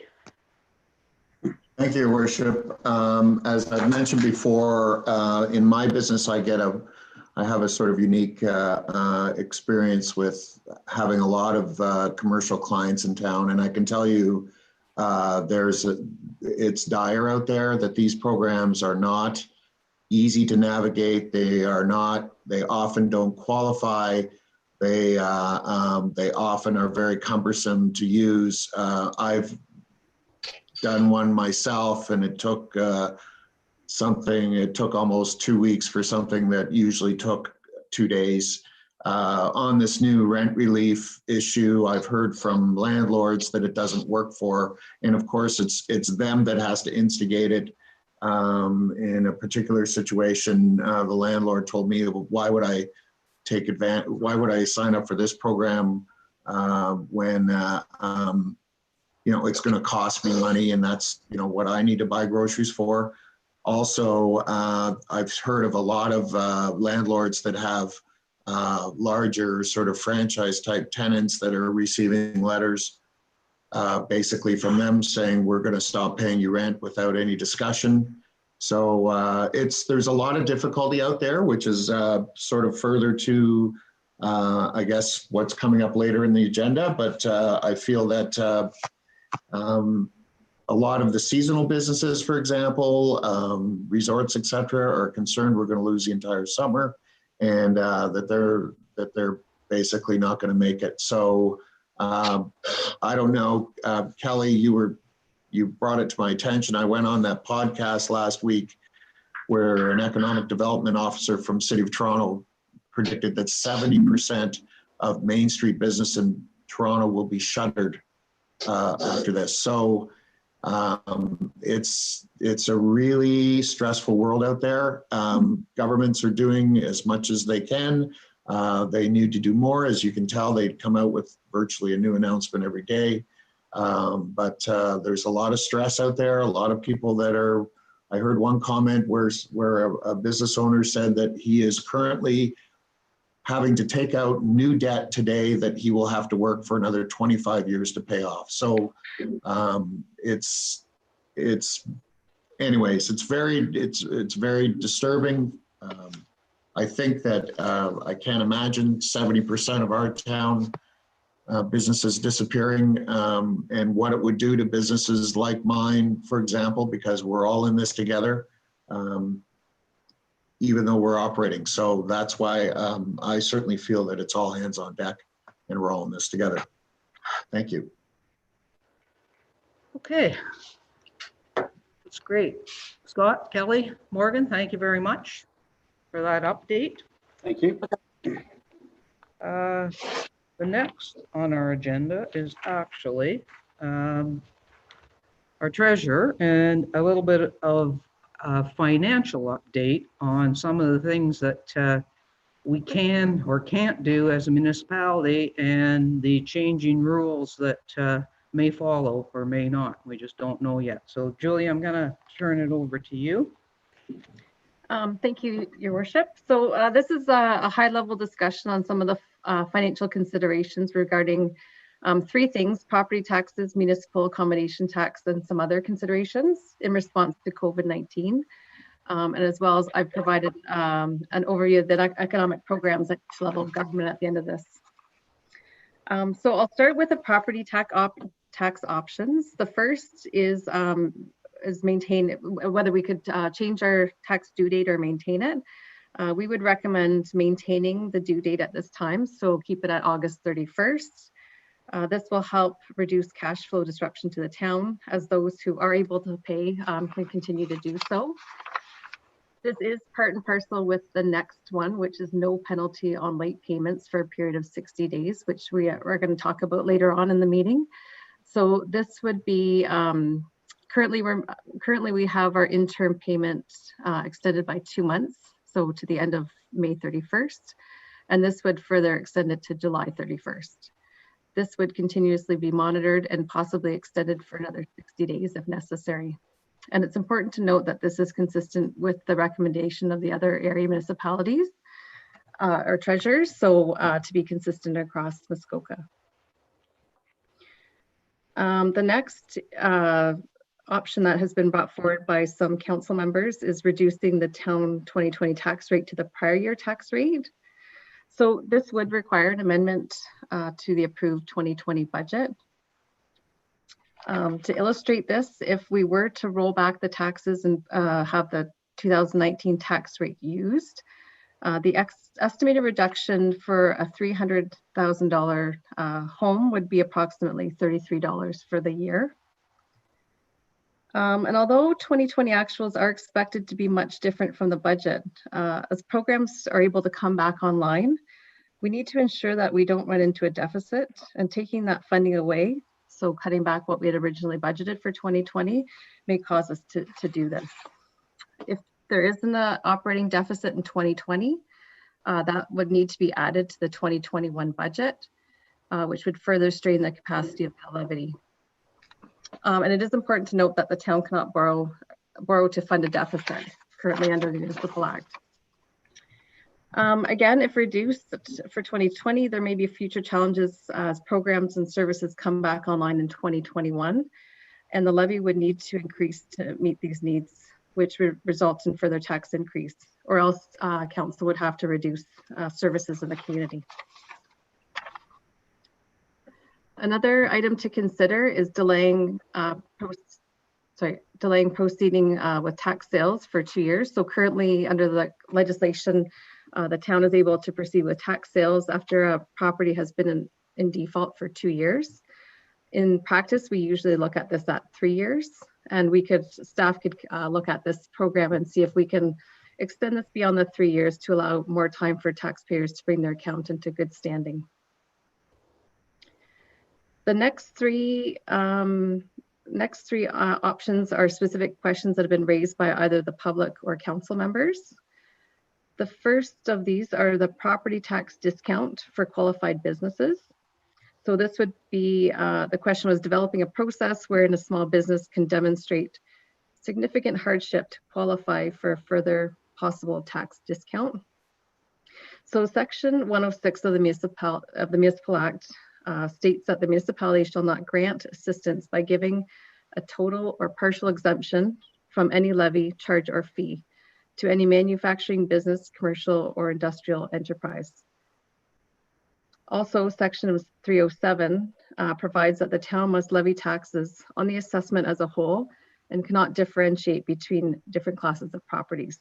So because of these two things, giving these discounts is clearly not allowable under the current legislation.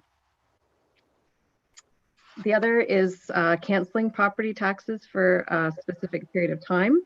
So the idea of this would be providing a refund to specific businesses for the period of time when they were not able to operate. And again, under those same two sections of legislation, this would not be allowable. Another question that was posed was tax relief for individuals. So this was providing programs and having a means test to see if their taxes could be reduced. There's two things to consider here. For the lower tiers, we're not able to provide tax deferrals for financial hardships. We could use the 357 application where the town can cancel or refund taxes. And this is only under the circumstance of sickness or extreme poverty. If the town were to proceed with this, we would have to designate the Assessment Review Board to adjudicate these applications. And it's important to note that the people that would be applying for this would have to be providing full disclosure of their financial information, tax returns, and could also be required to sit or to attend a hearing of the ARB. And it should be noted that this is not usually or not widely used by any municipalities in Ontario, just because of the process and the cumbersome nature of it. The district, so looking at the upper tier, so the district is the municipal service manager and delivers social assistance programs to Muskoka residents. They could use Section 319 for reduction of taxes to individuals, but this is only for low-income seniors and low-income people with disabilities. So those are the property tax considerations. So the next three are questions raised regarding municipal accommodation tax at the MAT board. So the first was requesting that all MAT remittances be deferred to the town for 6 months. So they would collect them but not remit them to the town to create some cash flow for the organizations who are collecting them. Under Regulation 43517, any amounts paid to an eligible tourism entity shall be used by the tourism entity for the exclusive purpose of promoting tourism. So using these funds as a source of financing for specific hotels may not be seen as being used for the purpose of this program and would not be permissible. The next one is collection of MAT to be retained by the hoteliers. So this would be collecting the money, but not actually ever refunding or not ever submitting it to the town or to the MAT board, and just retain it at source. So again, this doesn't comply with the OREG 43517 or any of our bylaws that relate to these programs, and would be misusing funds collected under the MAT. This would be in contravention of the legislation that allows municipalities to establish the municipal accommodation tax program. The last one regarding the MAT is suspending the MAT program altogether. So not collecting any MAT tax in Huntsville. And this would be in an effort to promote tourism in the area. It could be argued that the MAT has not impeded any previous travel to the area prior to COVID-19. And so it may not have any impact on promoting tourism in the future. Also, not having these funds available when they are needed in the recovery phase may slow down recovery. It could be explored further. However, it does not appear that this option would satisfy the current needs of the local tourism industry and could potentially hinder future recovery efforts. So another idea that was suggested was providing loans to small businesses. So the Municipal Act is clear on this under Section 106, and this would constitute bonusing and would be specifically disallowed. Another area that has been explored in our community is funding for community futures, where community futures could provide loans to small businesses. So it is being currently discussed at higher levels of government, and I believe it is on the agenda at the District of Muskoka. And it's important to note that if funds were granted by the town to community futures, this expense would need to be funded from existing or future budgets. And if staff are directed to investigate this further, a legal opinion would be required on this. So the next one is small business support. So investigating public-private partnerships to support local small businesses. So staff could explore partnerships with the MAT board and other stakeholder agencies such as RTO to identify possible incentive programs for Huntsville businesses that are allowable under the current framework. We could also investigate the potential of whether town MAT funds could be used to help promoting the program. And last, I think it's just important to note that the town can continue to seek financial support from provincial or federal governments. We have been maintaining records to ensure that we are keeping track of our expenses and lost revenues related to COVID. So in the event that it is required, we have that ready. And we're also continuing to ensure that we have shovel-ready projects. So if there is infrastructure and funding announced by other level of government, we can have these projects ready to further strengthen our local economy. We have talked with some other municipal organizations, and this is something that they're definitely advocating for. So just also in the report, I've also provided for your information just a listing of other programs that are available by each level of government. So that's it. Thank you. Thanks, Julia. So that report is for information only and probably something that's good to keep handy because we keep hearing different ideas of things that we should or could do. I know I get numerous emails from taxpayers wondering about what we can do with their taxes. And so there's a lot of things that the Municipal Act just prohibits us from doing. So it's good for councillors to know what the answers are. And we do know that the rules may change because we're in unprecedented times, but for now, those are the rules. So it's a good document to keep handy. If there's any questions to Julia, Councillor Withey. Thank you, Worship. Of course, you're waiting for me to put my hand up, I'm sure. A couple of things, Julia, that you mentioned specifically. As I've understood that because of our quick actions with shutting down programs and laying off non-essential workers, we've actually have somewhat of an unintended surplus So I'm not understanding your comments concerning extra costs to restart programs and things like that. I don't understand what that would be. That would already, I mean, we've already got we're already have this unintended surplus today. And if there was determined that there was a portion of money that we could somehow utilize to help people that are in trouble with this, I don't see what extra cost would it be to start up a program again, like to all of a sudden start aquatics or something, or start a summer camp, other than what we do every other year. That's my first question. If you wanted to, I don't know how you want to proceed, Your Worship, as far as that goes. Julia, do you want to? Yep. So when we did bring back the excess that we were anticipating, that would be provided that everything is offline until the end of the year. So that was a full closure of those services. So if, for example, we are able to start bringing back the pool on, for example, as one example, back into service, we would have to refill the pool. We would have to staff the pool. So there would be quite a bit of cost associated with that. That would quickly start eroding that excess. If we started, needing more maintenance at parks or facilities, those costs are currently out with that $800,000 excess. So that's going to get smaller as we start to bring programs back online. I get staff and staff. I don't understand staff. Why would we've laid off staff, we just rehire them or bring them back on? Why is that an extra? I mean, sure, you got to fill up the pool. I get that. And when you fill up the pool, you might find a gasket's leaking that you have to replace. But when you've laid off staff to bring them back on, why is that an extra cost? That's just bringing them back online.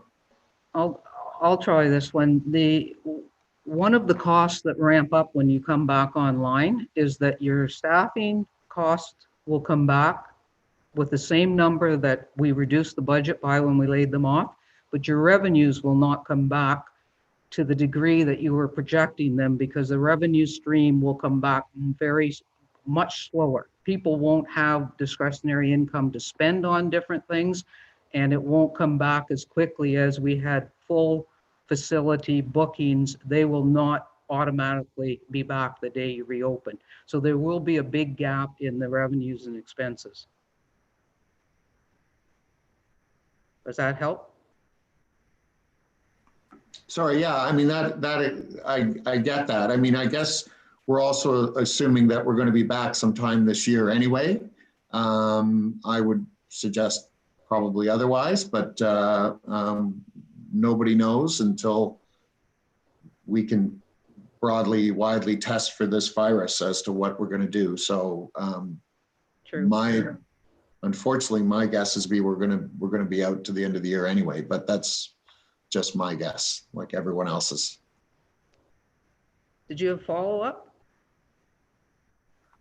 Well, other than, I mean, I get that where Julia's report says not permissible and all these things, and cites all these act regulations and things like that. And I didn't know if I was going to go on about this now or save it to later when my discussion paper is on the agenda. But the rules are changing. I had a long phone conversation yesterday with Norm Miller. He told me specifically that any ideas that any municipality comes up with, they're all ears, and they will work on changing sections of the act to make things happen, because they recognize at all levels of government that they probably can't do it all for the people that we have that are really in trouble.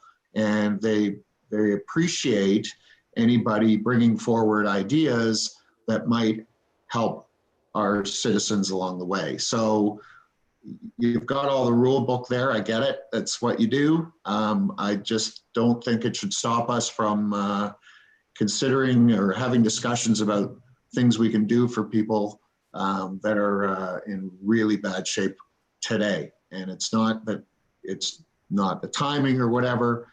It's not, we have to wait till later because people don't know or people are fine. I'm hearing things like that, oh, it's too early. It's happening today to people. So as quickly as we can, in my opinion, move on some of these things that we can discuss later, I guess. I believe from what I've heard from our MPP that essentially the rule book is essentially out the window. And that was a discussion I had yesterday. Okay. Any other questions? Councillor Wiebe. Thank you, Worship. Thanks, Julia, for that report. Very informative. I want to suggest that we explore extending the payback period or the penalty period, the exemption period for the upcoming tax remittance deadline. I don't think. I think 60 days just puts a lot of people right still in the thick of things this fall with a lot of uncertainty. So I think if, we're citing cash flow issues, there are much graver cash flow issues in our community. And I think if we can put that off for 90 or 120 days, I'd be open to that. So that's one suggestion I would make. Thanks. That motion's actually on our agenda for today. That extension. So anything else on this? Okay, thank you, Julia. We are going to move on to updates. And the first is on boat launches. Steve, are you still with us? Yes, I am. Could you just give council a bit of an update on the boat launch issue again? Again, that's another question that keeps raising itself. So presently, the provincial government has been asked for their position on boat launches. And what they're saying, if a boat launch is part of a marina is not deemed as an essential service, and therefore the boat launch would be closed. They say if it is a private standalone boat launch or a municipal boat launch, they're not mandating them to be closed, and it's up to the municipality if they wanted to close the boat launches. All our boat launches are presently operating. We do have signs on them talking about the gathering of 5 people and social distancing. We have experienced no issues with them. And I do know for a fact that the contractors are using them. District of Muskoka has a contractor using one of them right now for a barge landing, so they can access the water plant and the work they're doing out there. So they are being used. We're not aware of any abuse or issues with them at this time. And we're actually preparing to put the docks in the next few days around those boat launches as the water goes down. Any questions on boat launches? Councillor Wiebe. Thank you, Worship. No question, just a comment. I would say that I'm in favor of keeping them open. I don't think that it's a risk of gathering. I think it's simply an outlet and potentially even I think it's at this time good for the community. So I'd be okay with it. Councillor Armour. Thank you, Worship. Just to echo that, I support that 100%. Keep them open. Okay, that's the way we will keep going for now.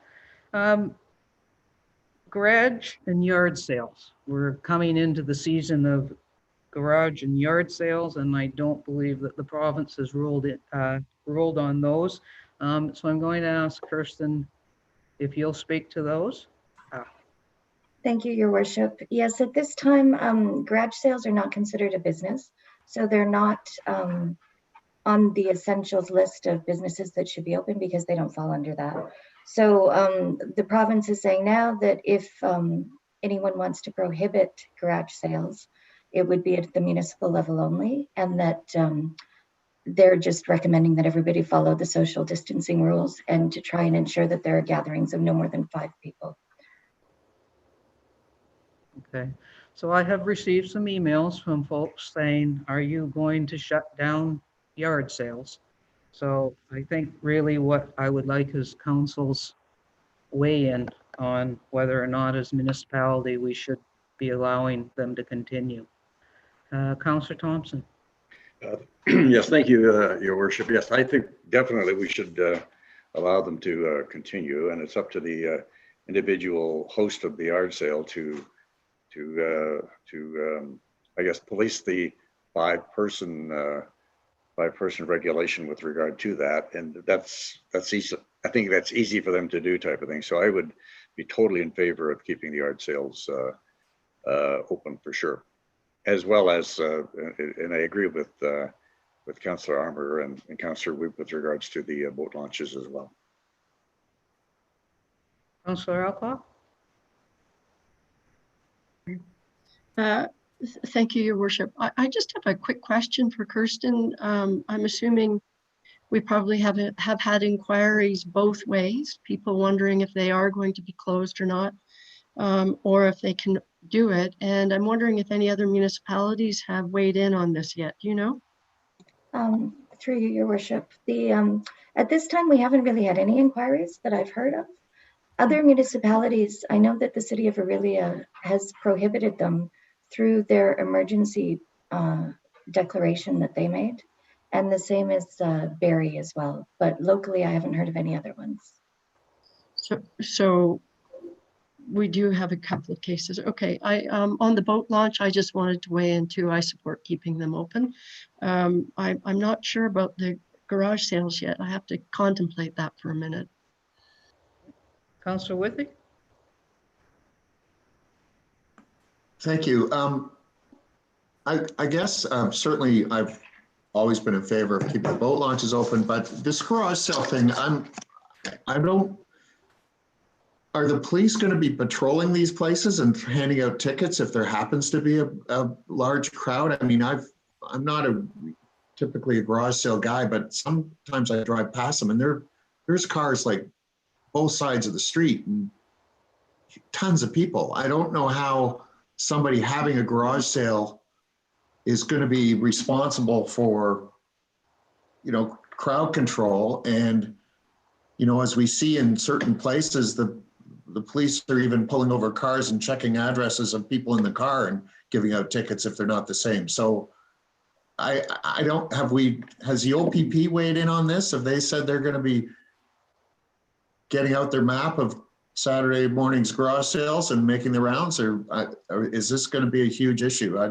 I don't know. I mean, it just looks like to put it on the garage sale operator to say, okay, you're going to be the guy doing crowd control.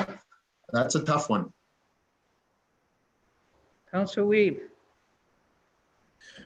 Thank you, Worship. I want to echo those comments. I think if you look at things like events like the Port Sydney garage sale, the community garage sale, you've hordes of crowds. So I think it would be tough. I would have a hard time in good conscience saying, let's keep all the social distancing in place. But if you want to go to a garage sale and roll the dice, I don't know. I'm uncomfortable with it at this time until the province relaxes some of our distancing guidelines. I'd be uncomfortable with saying, go for it. But what I would like to suggest, though, is our staff along the same lines is to set a date sometime maybe in June where everyone in the municipality is encouraged to maybe just put out some free stuff that they want to let go of. And you can kind of leave it by the curb and people can kind of drop in and grab stuff and off they go. That might be a kind of a half measure that you'd be surprised how many people would be interested in stuff like that, and keeps the landfills not as full. Anyway, that's a thought. Councillor Armour? Thank you, Worship. I think when it comes to garage sales and the general public itself, I think we've all been educated in self-distancing and how to. So we would have to be responsible and treat those ourselves. As I know myself, if I was to attend a garage sale, I would make sure I did my self-distancing for everybody there. I also look at it from a point of view, there may be people there who may need the income.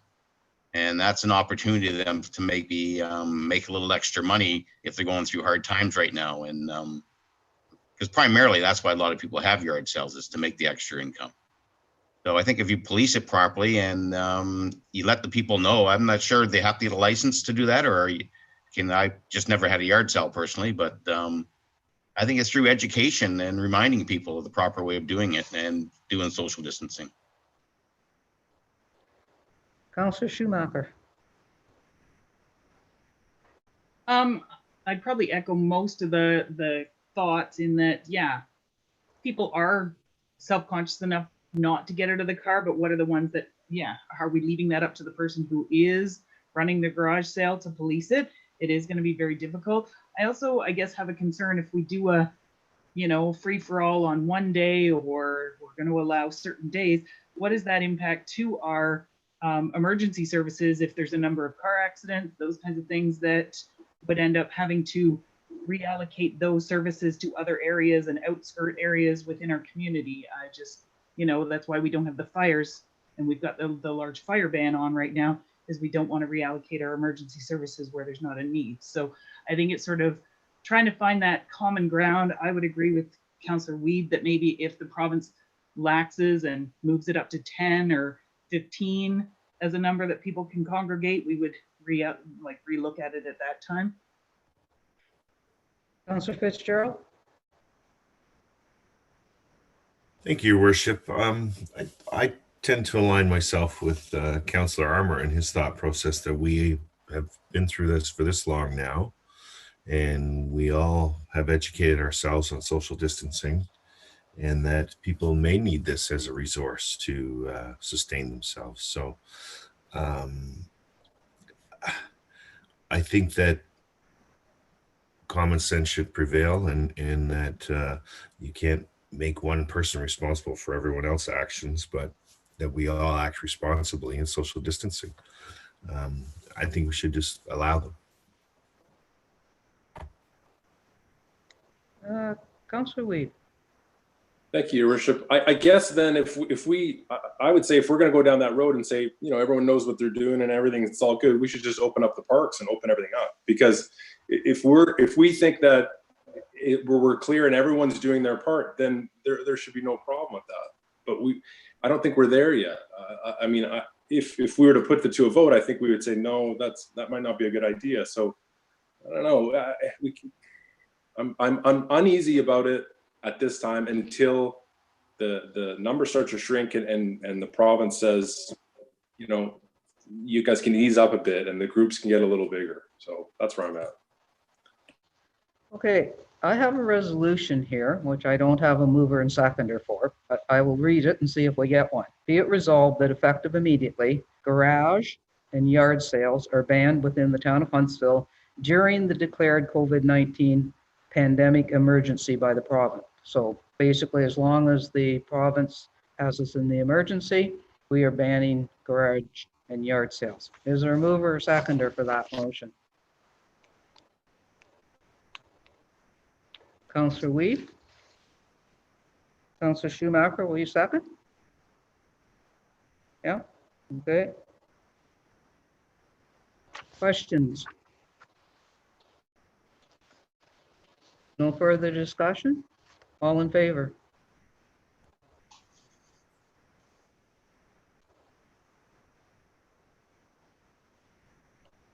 One, two, three, 4, 5, 6. That's carried.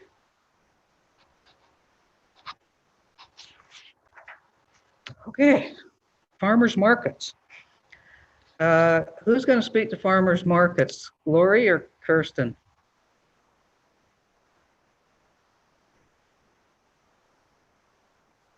Sorry, Your Worship, I can speak to them. We were both, I think, looking at each other there. Farmers markets are considered essential when it's dealing with the food items that are being offered. Craft markets and anything that's not food is not considered essential. So the farmers market that we see every summer at the fairgrounds would be permitted to operate, but they would have to ensure that they were practicing appropriate social distancing if they were to do so. The 100-kilometer market that we see on West Road is a different story because it's not all food vendors. So food vendors may be able to continue, but not anybody that's not selling food. Okay, thanks for that. So Council, just because this is really a information update for councillors and the public. So just to recap, boat launches remain open in Huntsville. Garage and yard sales are banned in Huntsville. and farmers markets are allowed for food items. Okay, just so that everybody's on the same page there when you get the questions. All right, last one, special events. Lori?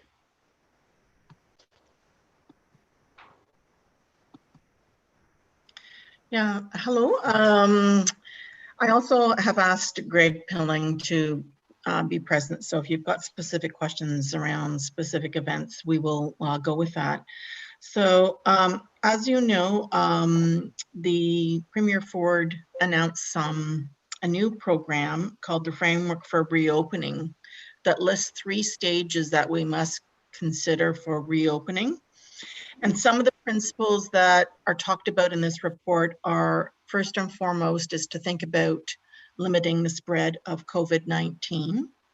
And if you're able to do that through the implementation of protective measures or pivoting your business model, that they could be considered. And also to take advice from the health authorities, which we've been doing to date, which has been proven successful.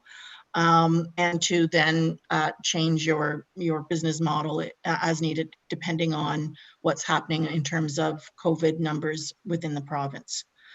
The first stage talks about opening select workplaces that meet the health requirements, allowing some essential gatherings by limiting numbers, by opening some outdoor events, and doing all of this while protecting vulnerable people. It's very general. Each stage, the other 2 stages, speak about the same elements, and there's a slow progression of increasing the number of workplaces that are opened, the mitigation plans that can be considered, the more opening of public spaces, and allowing more gatherings. So with that, we've been in close contact with all of our event organizers. Greg has really in daily contact with them. And our approach to date has been not to have a specific date where we cancel events unilaterally across the board.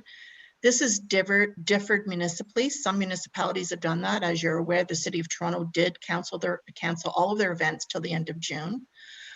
We're doing it as about an every 2-week review and working with our stakeholders to either rebook their events forward, or to adjust dates, or to wait and see what health authorities are saying and doing. So with that, that's kind of the overview. Greg has a listing of all of the events on a go-forward basis. Of special mention probably is the upcoming road race that we have. Greg, do you want to speak to that specifically about the date it's being considered?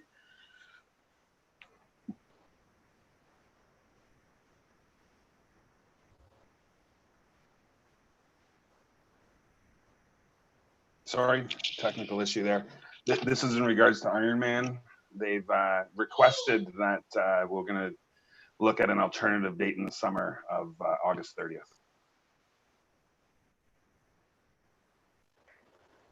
Okay, so specific to Ironman, which was our last one on the agenda.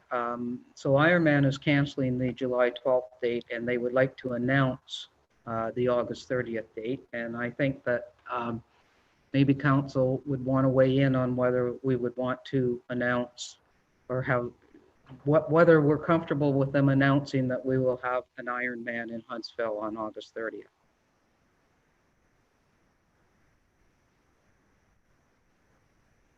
Councillor Wiebe. Thank you, Worship.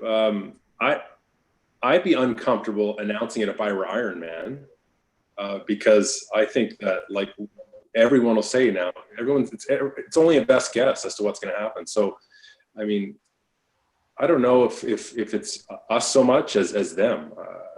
I would be loath to take it on at this point. They're talking about international travel to bring in their, because this is touted as a big international event that brings in all people from all over the place for this big, and the event with families and whatnot staying.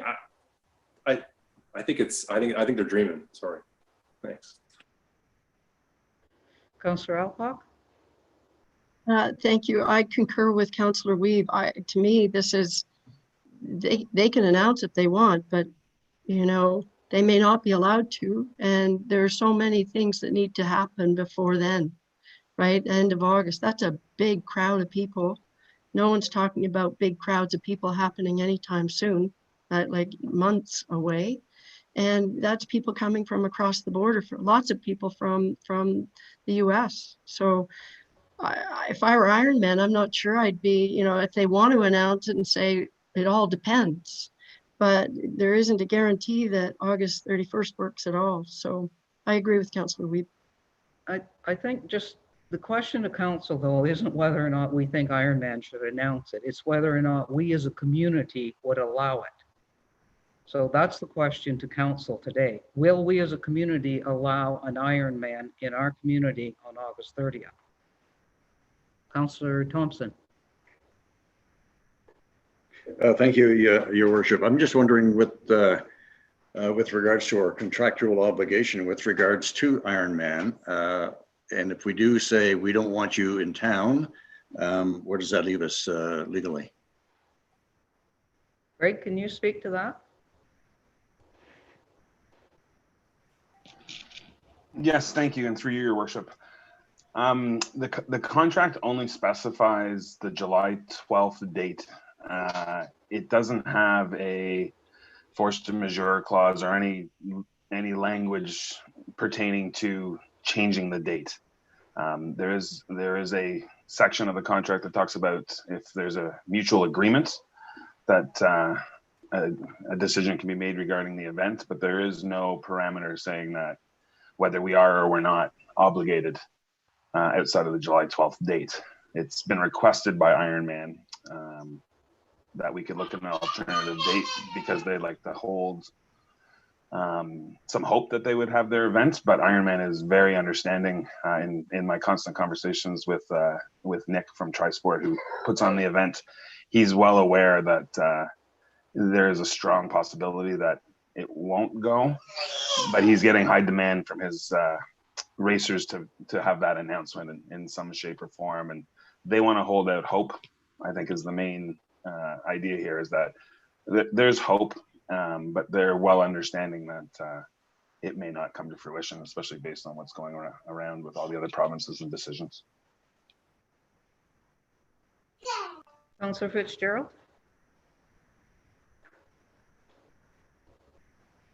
Thank you, Your Worship. I guess my thought process is that we could commit to it if the province has removed the emergency situation restrictions.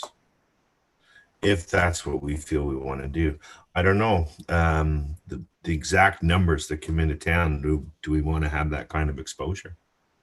That's something else altogether. Councillor Withey. Thank you, Worship. I'm in agreement with Councillors Alcock and Weeb. I think this is irresponsible.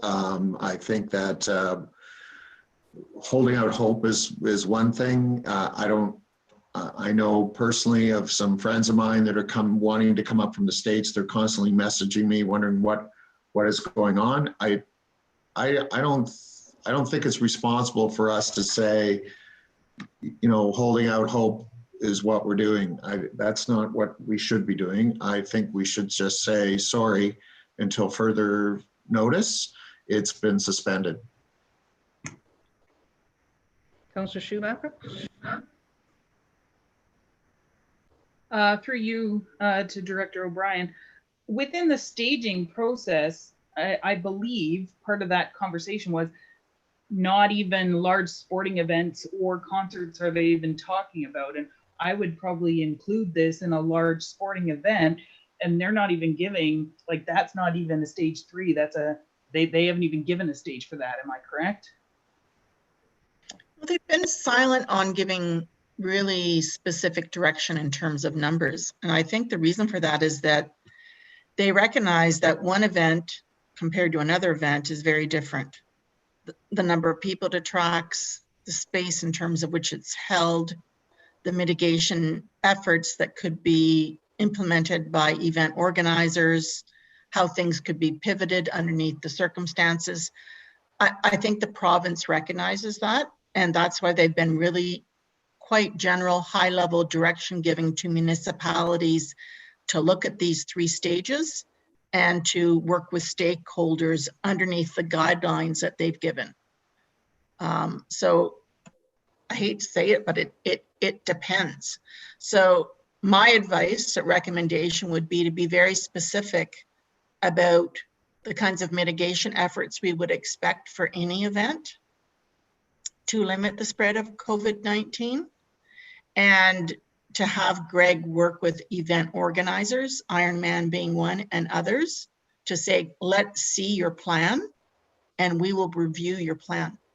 And then you can decide if you are comfortable or not comfortable as a council to hold it to the community.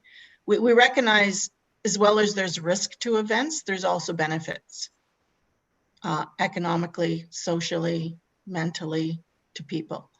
But I think the overriding direction that we've got from the province, which makes sense, is can we limit the spread of COVID-19, and can event organizers do that? I think we need to put out some specific requests to event organizers on what their plan must address and ask them to submit.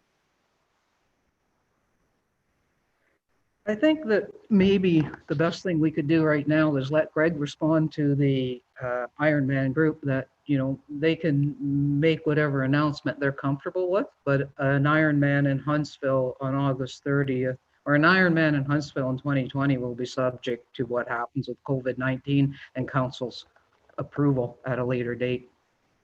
I mean, I don't know that we need a resolution to do that. We just need to make sure that that's communicated, that we're not signing a contract for August 30th right now. Comments? Councillor Wiebe?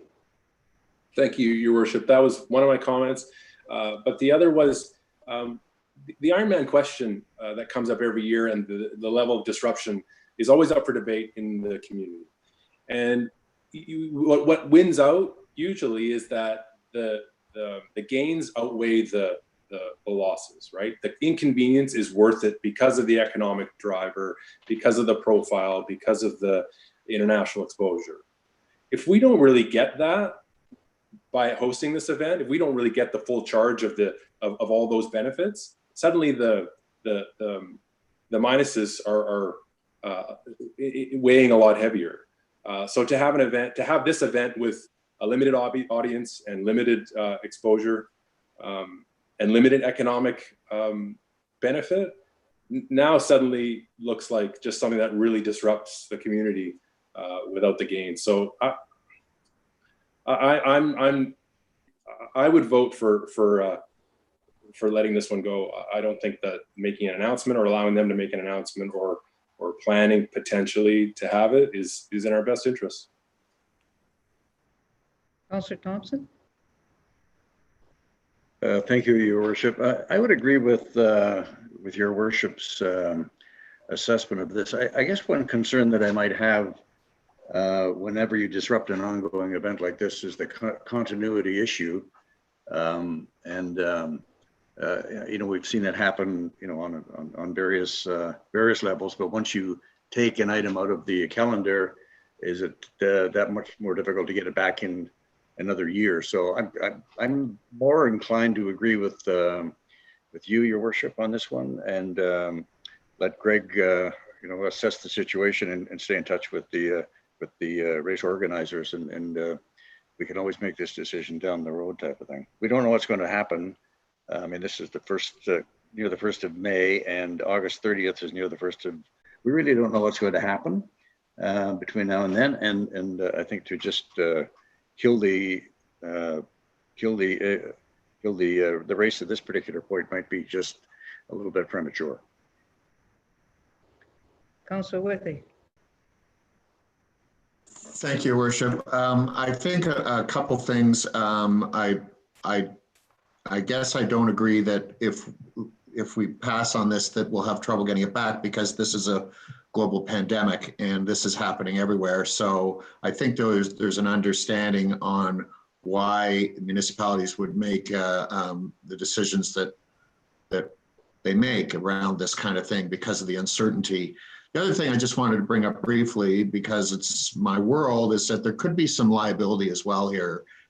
We could be in the crosshairs if something, either way, whatever way you want to look at it, somebody comes up and starts training early because they think they've heard that there's a date on the calendar, and they move up to the area, they get sick, they come at everybody to sue them for, somebody from the States, for example, who are very, we know they're very litigious. They go, well, you announced a date, I came up to train on the course, and now I'm sick, and I'm going to sue you. So I think there's that consideration as well. Thanks. Okay, so are we comfortable just to have Greg talk to them and just tell them we're not signing another contract for August 30th, and we'll see how this plays out? Is that, Councillor Armour? Thank you, Your Worship. I think that's the best avenue right now. We can readdress this issue. I don't think it's pending to be done today. Is that good enough, Greg? Lori? Thank you, Your Worship. Is it okay for them to announce August 30th? Well,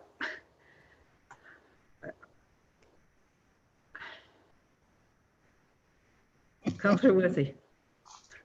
Just for my last point, I would say no, because you're going to get people coming up to start training and stuff, and I think that's dangerous. People will still travel. We see it now. So I would say no, definitely not. Councillor Alcock? Yeah, I agree with Councillor Withey. I think it's okay to talk to them and just tell them about this conversation, that it's, we're not in a position to say August 31st might be a go. It might be, but chances are it probably isn't, given, I think Councillor Schumacher said, even looking at the proposed phase 1, 2, 3, big crowds, that's like way down the line. So August 31st, I don't think is, I just don't see it happening. And if they do put something out there saying, listen, we're moving the date and we're hopeful that it's going to be August 31st, sort of sounds like, the municipality's kind of on side. Well, we're not on side. If it's not possible, and I think Councillor Withey raises a good point, which is if people think August 31st might be a possible date, they might think they can come here and start training. I wouldn't put out false hope, but that's just my opinion. Councillor Armour? Thank you, Worship. I think the best answer for them is we're still under a state of emergency right now. When it's lifted, we'll readdress the issue. Councillor Thompson? Thank you, Your Worship. I think further to your point, if I can go back to that, I don't think you were suggesting that we agree to a date. I think you were more in line with what Councillor Armour just stated now, so that we're still in this situation, and Greg can keep it in discussion with the race organizers, and we can make this decision in a final way, closer to the event, maybe next month or whatever. Lori, did you want to say something there? Yeah, I would just support that approach. I mean, we have seen a draft letter that the race organizers were thinking about putting out for the August 30th date, but I think that Greg can work with them to rework that letter that states that they're working with the municipality, that there is no firm date going ahead, and that we're monitoring the health situation. Okay. All right. Group, we've been at this for almost 3 hours, so I'm going to suggest we take a 10-minute break. If you're on a break, can you mute your mic? I don't know if Crystal will put up another screen, but at least mute your mics, and we'll reconvene in 10 minutes at 11:35. Okay?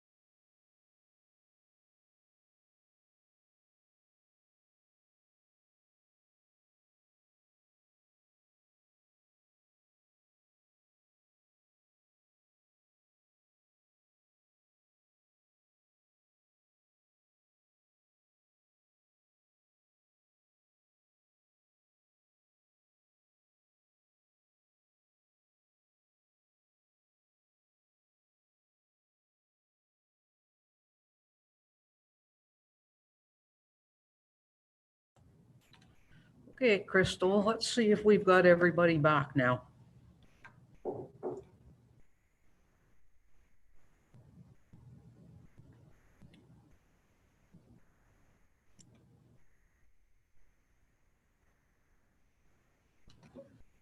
Yeah, we're looking pretty good.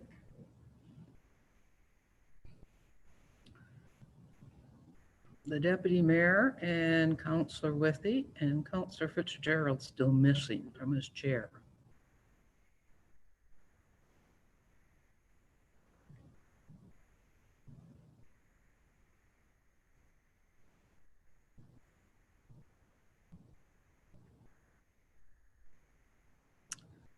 Okay, I think council, we're going to resume. I hope that those who don't have their pictures back up can hear us, and we'll soon do that.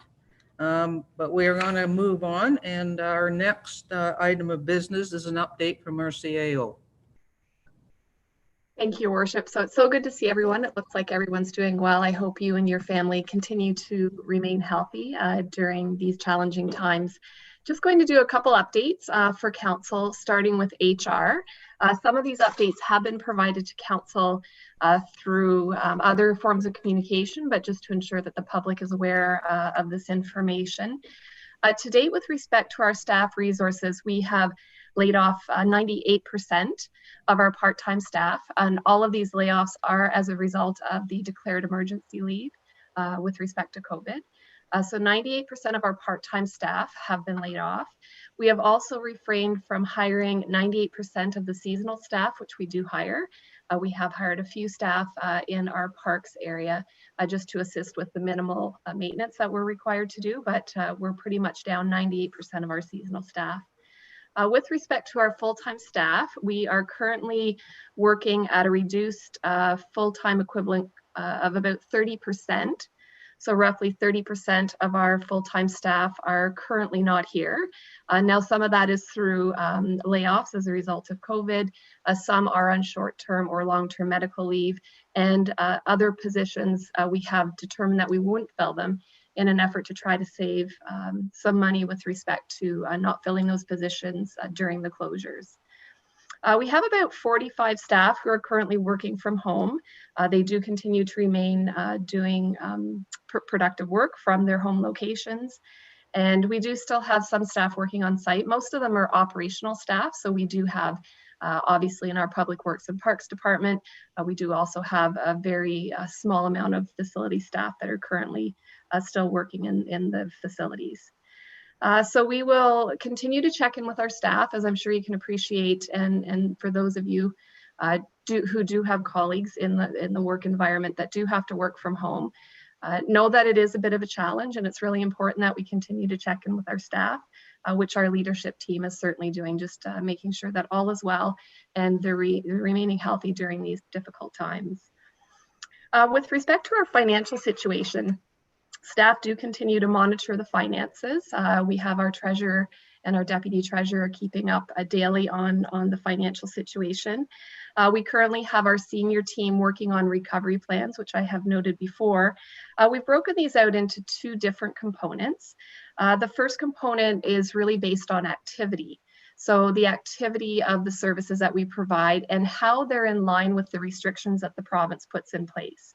So we do have a chart established whereby we could put the activity in the chart, and we have a checklist to determine if it is permissible under the provincial restrictions. And it will identify as those restrictions are slowly lifted, we can go and amend the chart to determine if we are prepared to implement the recovery of that service. So certainly huge kudos out to our senior team for working on those documents to try to get that in place for us. The second part of our recovery plan does talk specifically about the service and the amount of time in which it takes for us to recover and the costs associated with that. So for example, if we were talking about opening the pool, we would have a summary of timeline on how long it would take.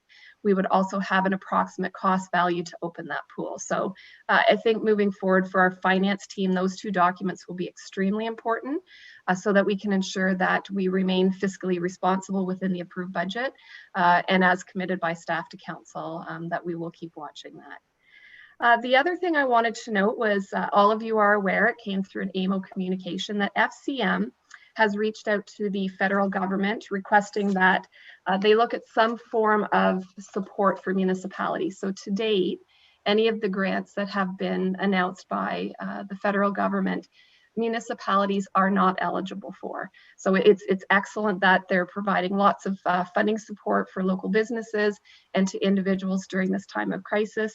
But there is nothing to date for municipalities to utilize to access funding. So FCM did draft up a document to the federal government requesting an additional $10 billion of federal funds for municipal relief. So what they're hoping is that the government will approve additional funds, and it will be treated the same way that our gas tax is treated, as opposed to municipalities having to justify the expenses that they incurred or revenues that were lost. So similar to what we would have to do during a flood event or a spring freshet event, where there had to be justification of expenses. FCM is hoping that that's not the approach the federal government's going to take. They're hoping that we're looking at additional funds similar to the gas tax. So we'll stay tuned. We haven't heard anything from that yet, but as soon as we receive any information, we'll forward it, or you'll get it through AMO Communications. The other thing I wanted to speak to, and Director O'Brien briefly spoke to earlier in her presentation, as you're all aware, the province did release a document called the Framework for Reopening of the Province. And it really outlines the guiding principles that the government is going to use to reopen businesses and services and public spaces in gradual stages.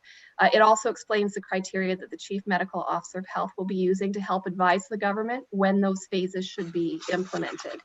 And as Director O'Brien noted this morning, there are the 3 phases, those of which it generally, for phase 1, it looks like the province would be looking at selecting workplaces to allow small gatherings. The phase 2 would be open more workplaces and outdoor spaces, allowing some large gatherings. And then stage 3 would be further relaxing the restrictions on the public gatherings and opening all workplaces responsibly. So I think through all of these stages, we will continue to see the need for all of us to be very cautious, social distancing, obviously hand sanitizers, washing your hands regularly.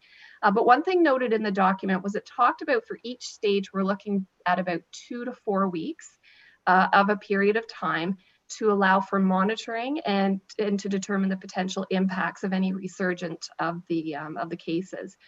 So just in a best guess, if we were looking at worst case scenario being 4 weeks between each stage, we're looking at probably 14 weeks in total before there will even be any consideration for gathering of large events. So what that means for us, an example would be, based on this plan, taking worst case scenario of 4 weeks, that we won't even be allowed to open our Algonquin Theatre until after that 14-week period. And it's probably even longer than that, because they'll still continue to keep those restrictions in place. Things such as our pool might be more difficult because there might be larger gatherings in those areas. So we still have a long way to go, but at least the province is taking a very proactive, cautious approach to make sure that we're hopefully going to limit the resurgence of the COVID-19. So we will continue to watch that. We'll obviously watch as those restrictions are lifted. Based on the document in the 2-week period, we're probably not looking at a phase 1 implementation for at least 2 to 4 weeks if all goes well. In discussions with medical experts, there is a strong belief that we will see a resurgence in this COVID-19. And I think the more cautious we are and the slower we take to get where we need to go is the best approach. So we'll continue to watch that, and staff will continue to provide services to our community. There are restrictions obviously in place with most of our services, but we are still extremely busy, surprisingly enough. As Director Maxwell noted in some of her updates, there's still planning going on, there's still building requests, there's still people calling for tax certificates. So staff are continually keeping busy, and we're keeping an eye to make sure that they remain well during this time. So Your Worship, that is my update, and I'd be happy to answer any questions. Thank you very much. Are there questions of Council? Councillor Withey. Thank you, Worship. You mentioned, Denise, you mentioned some reports that you have as far as how things are going to reopen and things. Do we get to look at those? Do we get access to those? So through your worship, the one document I did reference was FCM, and that was through an AMO communication, which I believe Councillor Withy, all members of council do receive. I would absolutely be happy to send you a quick access link to that. So the first one was the FCM document to the federal government that was circulated through AMO. The second document is the framework for reopening the province. And that was a document that was a link in the Ontario press release that I would have sent to members of council. No, you were mentioning in your report that there's internal reports about the town reopening. Oh, I'm sorry. That's what I'm asking about. Yeah. Sure. So the documents we're currently working on, we will have to council during the May cycle. So they're currently a work in progress. And as soon as those are finalized, you'll see a full package on our proposed recovery plan. Councillor Wee? Thank you, Your Worship. Denise, do you know that, do we know if all of the members of our staff who have been laid off have all received either an EI benefit or the CERB benefit? So through your worship, I'm not aware if they've actually received it. But what I can tell you is it's fairly quick once the application is made. I have individuals in my family who have had applied for that, and they literally had it within 2 days of applying. So we ensured that when we provided the records of employment to any staff that were laid off, we made it very clear within supporting documentation that it was a layoff as a result of the disaster. So it's declared disaster emergency leave or declared emergency leave. And that in itself triggers the government to know that they have been laid off as a result of COVID, and they would be eligible for CERB for sure. But whether they've physically received the money, I don't know. Okay. Great. Thanks, Denise. If council's fine with that, I'm going to skip past the roundtable discussion until the end, just in the time this meeting is got a long agenda. So if you're all right, we'll move into council minutes. And if I can have a mover and seconder to adopt the minutes of previous meetings. Councillor Stone, will you move that? Councillor Wee, thank you.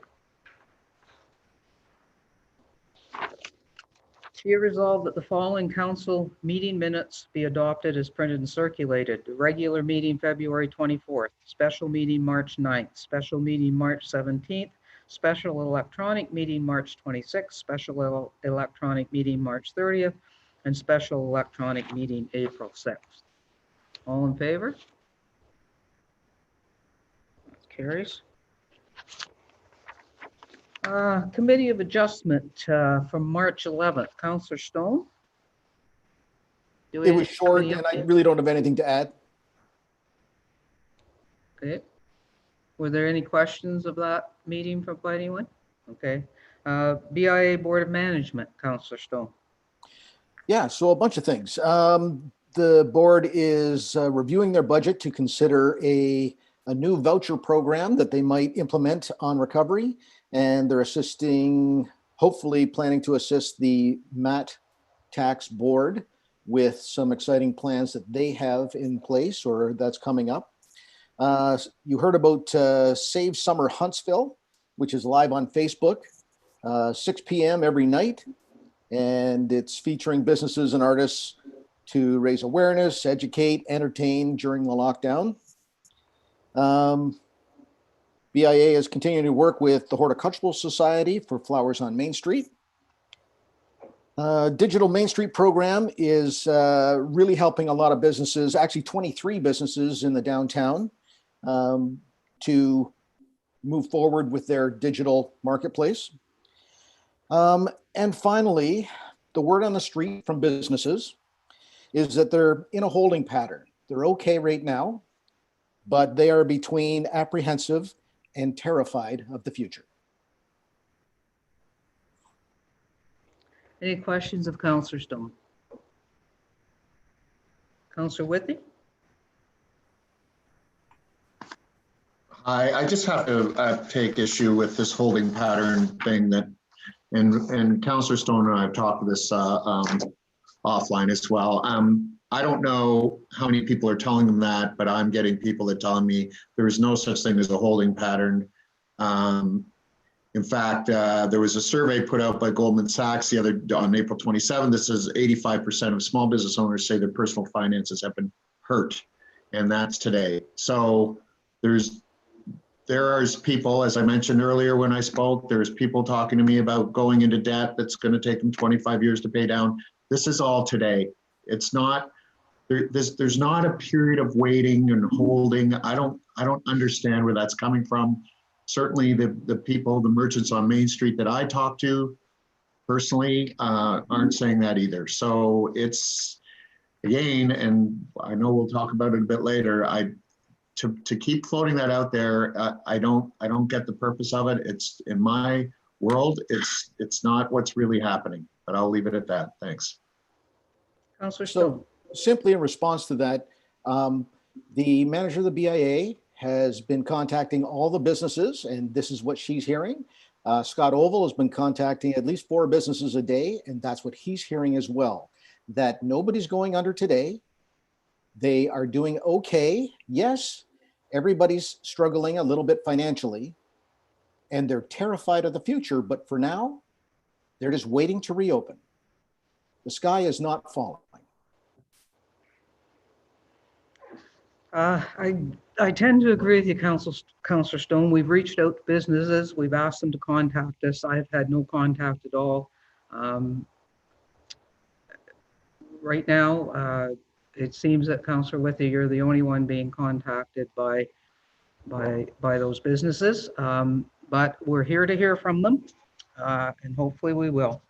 I'll move on to the Huntsville Public Library Board update. Of course, they faced layoffs of their part-time staff, some full-time staff as well, and they're scheduled to have their new CEO start next week. He's joining our town from way out west somewhere, and so he's actually elected with the blessing of the board to work remotely from where he is for a bit longer until we have some idea that the library is going to open up. So that's probably pretty much all that's going on in the library. Of course, it still remains closed and we have no idea when it'll reopen.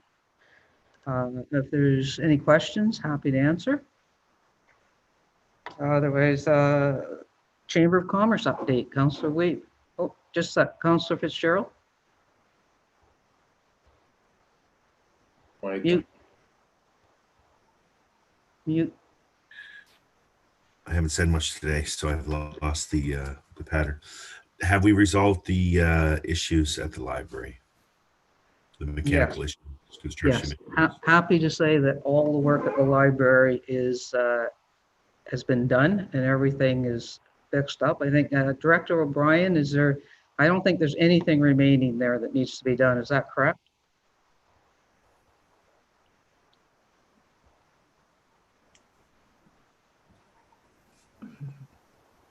Sorry about that. Yes, I have nothing more to add. I think everything's been covered. Perfect. Thank you. Thank you. Councillor Wiebe, Lake of Bays Chamber of Commerce. Yeah, thanks. Nothing really to update.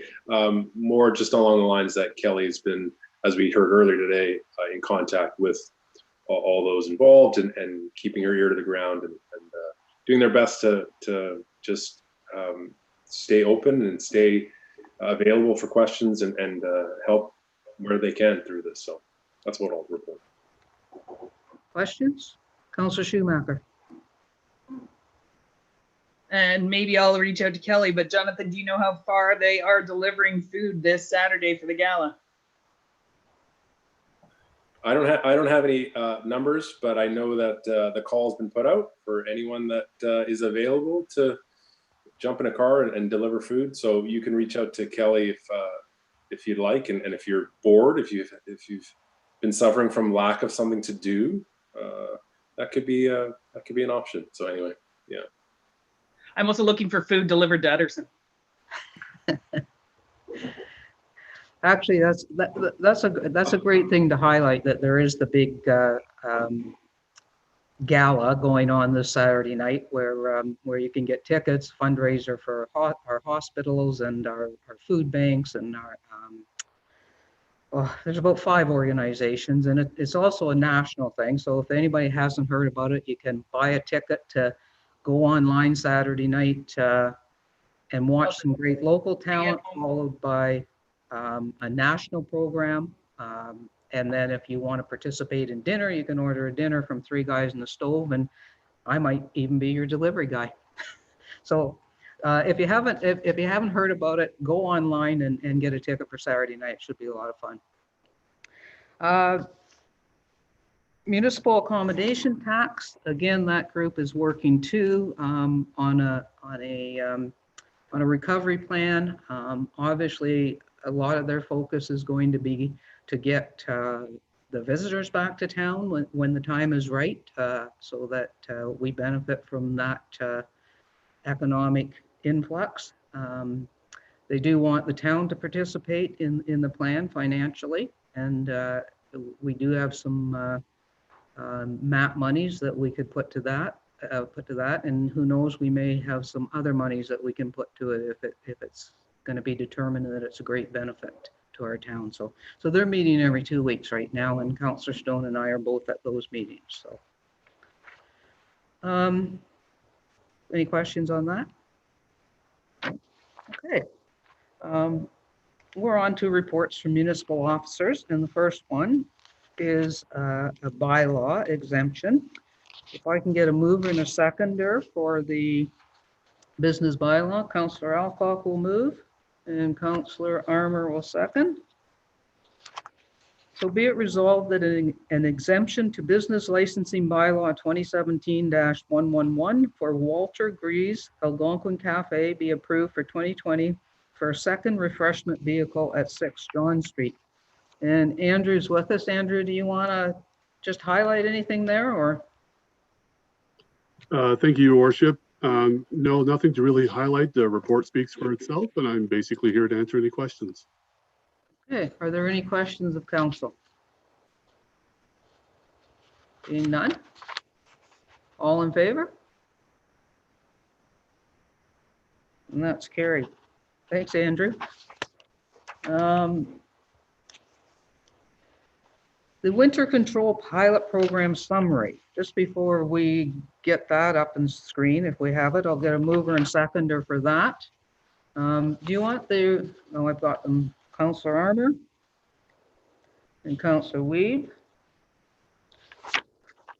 So the resolution reads, whereas in July 2018, Council approved a 2-year pilot project for the delivery of the town's winter operations, and whereas the pilot was a success, resulting in more consistent scheduling and a reduction in costs, therefore be it resolved that Council directs staff to provide the pilot program on a permanent basis for the town's winter operations, including the removal of snow and sanding of parking lots, and further that staff continue to look for further efficiencies in operations. And I know Kevin and Colleen are with us, and do you have a presentation or are you just here for questions? Kevin? PowerPoint I'd like to share with you if I could. Okay.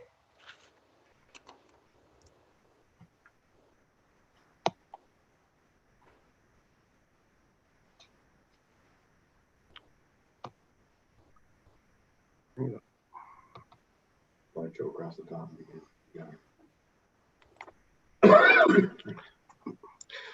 At this time, I'd like to say thank you to Steve, Colleen, Madeline, and the rest of the team down at Huntsville staff. They've been great help for me my first year here. So the 2019-2020 winter operations update. In July 2018, Council and staff embarked on a 2-year pilot project that came into effect to the winter season of 18-19. The initial discussion examined winter operations, proposal of new strategies, and cost-effective service for the community. Some of the strategic goals: better value for the dollar, ensure consistent approach, increase public awareness, optimize resources during the weekday. This slide here shows you our contractor, the standby days, the winter event days, and obviously the total days. The 18-19 and the 19-20 highlighted in red Those are the ones we would have had to address had we not gone to the pilot project. This slide here, the 18-19 season, the subtotal dollars that were spent, just over $1 million. Cost of wages, the 90,000, that was for the 3 new employees we brought in, and that's for 6 months of them, making up for the contractors that we went without. Brought the total for 18-19 to just over $1 million, 1.1. Back in 18-19 again, if we had decided to go with contracts, it would have been 1.4 million. In 1920, just under $1 million, 976,000, 93,000 for wages, brought us to just over $1 million. If we had gone with contractors this past season, it would have been 1.2 million. Just to note, this includes sidewalks. It doesn't include parking lots in this. This line graph shows you where we've been going the last 6 years. The green line is consistent with what we did this year. You can see we've been able to stabilize that line, kind of stay on straight, and that's still with taking into considering the cost of fuel, the materials, everything going up. The red line for the past 2 years shows us if we had gone with the contractors where we would be. So you can see underneath for 18-19, we saved 358,000, and last season we saved over 174,000. So back to the goals again. One of the first ones we started with was the better value for the dollar, which I think we've achieved over the last 2 years without contractors, over $500,000 in savings. And that's still including the 3 new full-time employees. Utilize Public Works employees. We've got parks and cemetery staff coming out and helping in the roads and with sidewalks. Banked overtime was down 25%. 33,000 saved in overtime. Excuse me. Contractor snow removal is now being done with internal forces and internal equipment. And also a note here, slips and falls have been totally gone the last 2 years. Ensure consistent approach. We try to get all the roads plowed and sanded within 12 hours. Our sidewalk operation goes 7 days a week with 1 operator, with other operators ready to come in if the event gets to be a hard event. For the roads, we have 16 hours of workable time per day with the crews on those 2 shifts. Increase public awareness. So we have crews working either sidewalks, roads, or doing the parking lots 24 hours a day during the week. So with this, we're always being noticed. We're always either in a parking lot, on a residential street doing snow removal, plowing, sanding, doing a sidewalk. Noticeable decrease in public complaints and a real noticeable increase in positive public comments and emails and phone calls. Also, a lot of good comments from council this past year. Optimize resources. So in like snow removal, we've been able to use that equipment 24 hours a day, whether it's during the day doing a residential street, maybe some sightline snow removal, and then at night going into parking lots and cleaning out the parking lots and getting the snow taken away from there. We were able to spend some time downtown for the businesses in the downtown before Christmas, and we did quite a bit of snow removal down there, kept the snow down for them. Equipment maintenance is a big one for myself. I'd like to have the guys, when they have time permits, to have a piece of equipment brought in, cleaned up, checked over, find those small issues before they become a big major issue and we lose that piece of equipment for a couple days or something. And again, with those 3 extra staff, it gives us more bodies to do our regular work or seasonal work on the summer, potholes, ditching, brushing, stuff like that. Moving forward, just a little update. I'm sure your council remembers at the start of the 2019-2020 season, our parking lot contractor withdrew his service. It was right into the start of the season. We didn't have time to put another tender out. We were able to use our existing equipment and hire 3 part-time employees to put them on the night shift. In doing this, we ended up saving $46,000 with 30% reduced snow events. And we are proposing to take this into the 2021 season. In the report, staff have presented 2 options for council. Return to 1 shift, 8 hours per day with all public works staff on call for 6 months to perform 7-day-a-week operations and hire necessary contractor service to assist with operations. Staff is not recommending this at this time.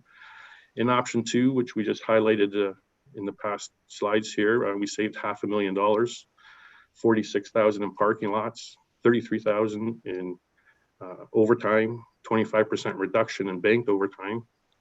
So we're looking to move this pilot project into a permanent winter operation, including the snow removal and sanding of municipal parking lots, and continue to look for efficiency in operations. And this is being recommended. Just another note, council let us go ahead early or tender those 2 trucks last year. And they have landed at Gincor, and they are started to work on them. This picture was a couple weeks ago when they landed.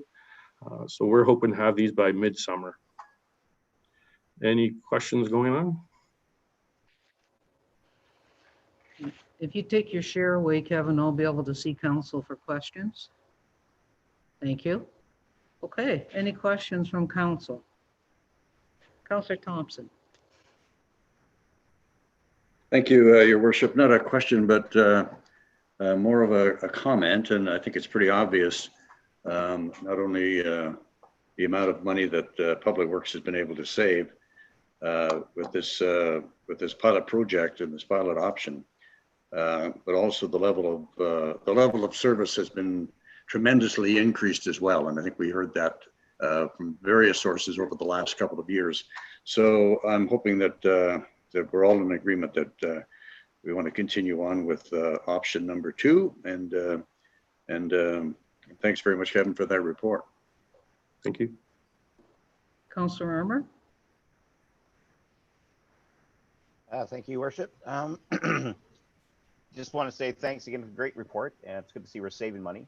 It was nice to go back to a normal winter last year, or sort of normal than the year prior to that. So I think that really gave you an opportunity to try this pilot project to get some real results.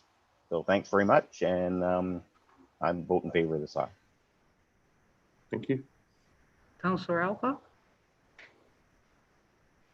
Thank you, Your Worship. Just quickly, I wanted to say, of course, I support this recommendation, but I also wanted to say thank you. It was an excellent report, reading it last night, as well as an excellent presentation. And so thank you for that. And of course, I'll support this. Councillor Wiebe. Thank you, Your Worship. Kevin, great report, and it goes without saying that I'll support this. Are we anticipating some savings in terms of fuel prices coming up, given the state of the markets? Very hard to predict what's going to happen with fuel. We do pay. I say the prices are going to come down for us, but to put a number to it or anything right now, I wouldn't be able to do that. Councillor Schumacher. Thank you, Your Worship, through you. Thanks, Kevin, for the report. I do appreciate it, and I would support this option as well. And I really appreciate that. I think you've done some work. I got a number of calls in the Port Sydney area, of course, as you knew, this past winter, and I believe you've sort of rejigged some routes, because that's where I tend to get a lot of the calls, is people trying to get into work in the morning in the outskirts, Yearly Road, Lone Pine Drive, all of those sort of south areas. And I think you've done a better job, obviously, definitely this year of fixing those issues. Okay. Again, Kevin, thank you for that. Good winter, good job by all the guys. We thank them for that. So I'll call a question. All in favor? And that's carried. Your pilot project is now permanent. Thank you. Okay, not sure who's up for this one, but the Deerhurst Highland Drive streetlights. So I need a mover and seconder for the original motion. Councillor Armour, you'll move that. And a seconder. Councillor Thompson? Okay, so the original motion from a couple meetings ago, be it resolved that council approve option 2 as outlined in report Ops 2020-02 to remove 36 street lights and replace with 10 street lights at intersections and corners of Deerhurst Highlands Drive. Do I need a discussion before I say? So discussion on the original resolution. Councillor Withey. Thank you, Worship. I would not support this. I was responsible for, I guess one of the people maybe responsible for bringing this back. I think we should look at option 3, which I believe was remove and do not replace, for a number of reasons. Number one, it's going to save us a bunch of money. And number two, this street is sort of sticks out like a sore thumb in the horizon, where it's pitch black everywhere around it, except on, of course, the lights that are near the intersection of Highway 60 and Deerhurst Drive there. There's not a ton of people on it, and I believe the municipality inherited these lights when we assumed the road, and it was the developer that put these lights up in the first place. So from my vantage point, where I live, I look out across there, and there's this string of lights over this hill that, you know, begin and end, and everywhere else is dark. So I think in terms of saving money, in terms of being dark sky friendly, and also in terms of the fact that there's not a lot of inhabitants on that street anyway, I wouldn't be in favor. I don't think we need replacement lights there. I think it would be better if this was dark. There isn't a ton of traffic or anything out there. Councillor Thompson? Yes, thank you, Your Worship. I would agree with Councillor Withey. If he's in probably a better position than the rest of us to observe those from his residence and so on and so forth. And I would agree. We did inherit those through G8, and it was all pretty and stuff for that particular occasion. But I think replacing them now is totally unnecessary, and I would agree. Let's save the money. Councillor Wiebe.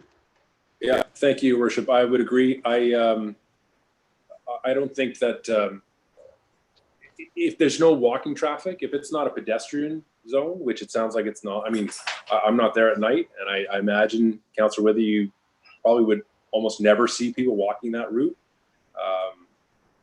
And, you know, in terms of dark sky friendly, I don't think adding lights somewhere they don't really perform much function is in our best interest.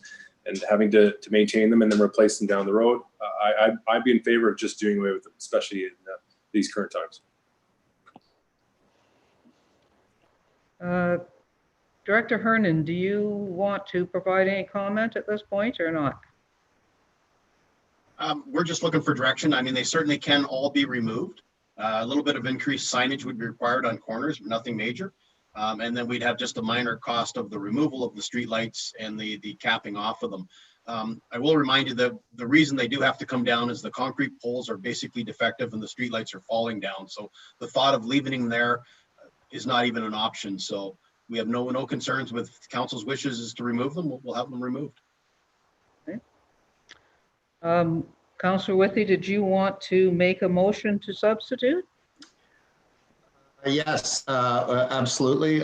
If that's the procedure, I don't know if it takes defeating this and then starting something new or something. I just a quick point out, Director Hernan.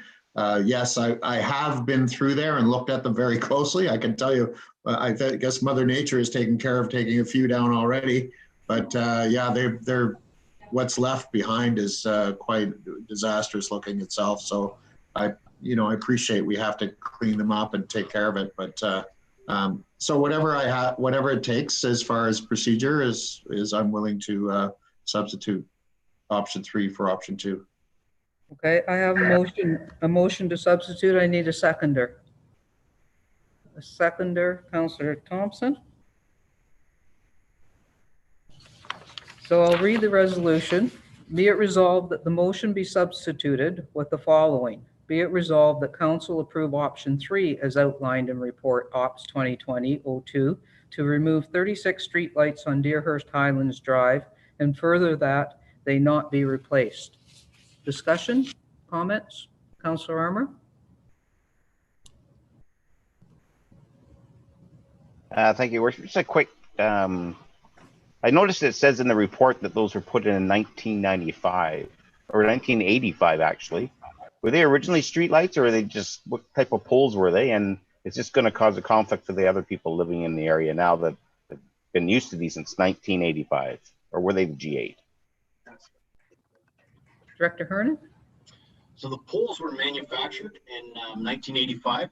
They were not part of the G8 project. They were put in with the subdivision, but we believe by the age of the poles, they were possibly picked up end of stock, used poles, whatever it was. But the poles were manufactured in 85, but they were not part of the G8. They were part of the subdivision. Councillor Schumacher? Are any of these denoting like an intersection piece that we would still need to have some sort of ability for people to see coming and going at night? Director? Through your Mayor, some of them are at intersections. I think there's about 6 intersections which have streetlights, as well as corners, as well as throughout the whole subdivision. There is no law requiring it. It's just like the rest of rural Huntsville, where we don't have streetlights at the intersections. We will have an increased requirement for some signage on some corners and that, but nothing to the tune of the expense we're looking at for streetlights. Councillor Weeb? Thank you, Worship. So the electricity, the cables are laid. If in 20 years that we felt that another council wanted to illuminate that subdivision again, would that, I mean, I'm assuming we're not tearing anything up out of the ground. We're leaving it as is. Is that correct?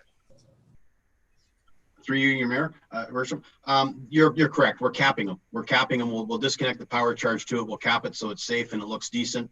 And down the road, if there was a change of heart, or if somebody wanted to put them back in, as long as the wires hadn't deteriorated, which they shouldn't, they could be reused. Councillor Withey? Thank you, Your Worship. Yeah, so I would, my guess would be early 90s, when after the Highlands Golf Course was built, that road went in there. And then for years it had one house on it. And now there's, I don't know if there's half a dozen towards Highway 60 end. It's not certainly what I'll call my side of the hill or Steamer's side of the hill, or there's nothing there all the way up to the top where over to the other side to the 18th green. There is a couple of roads off. And to Councillor Schumacher's point, I mean, there's a lot of, I know last term of council I was on, there was a request for a streetlight at the corner of Deerfoot Trail down here and East Browns Road, and it was turned down. And actually got opposition from neighbors about night sky darkness as well. So that's what I would guess around the timing around that. Okay, all in favor of the motion to substitute? And that carries. So the main motion is substituted. Be it resolved that council approve option 3 as outlined in report Ops 2020-02 to remove 36 streetlights on Deerhurst Highlands Drive, and further that they not be replaced. All in favor? And that carries. Moving on to bylaws. I need a mover and seconder for bylaws.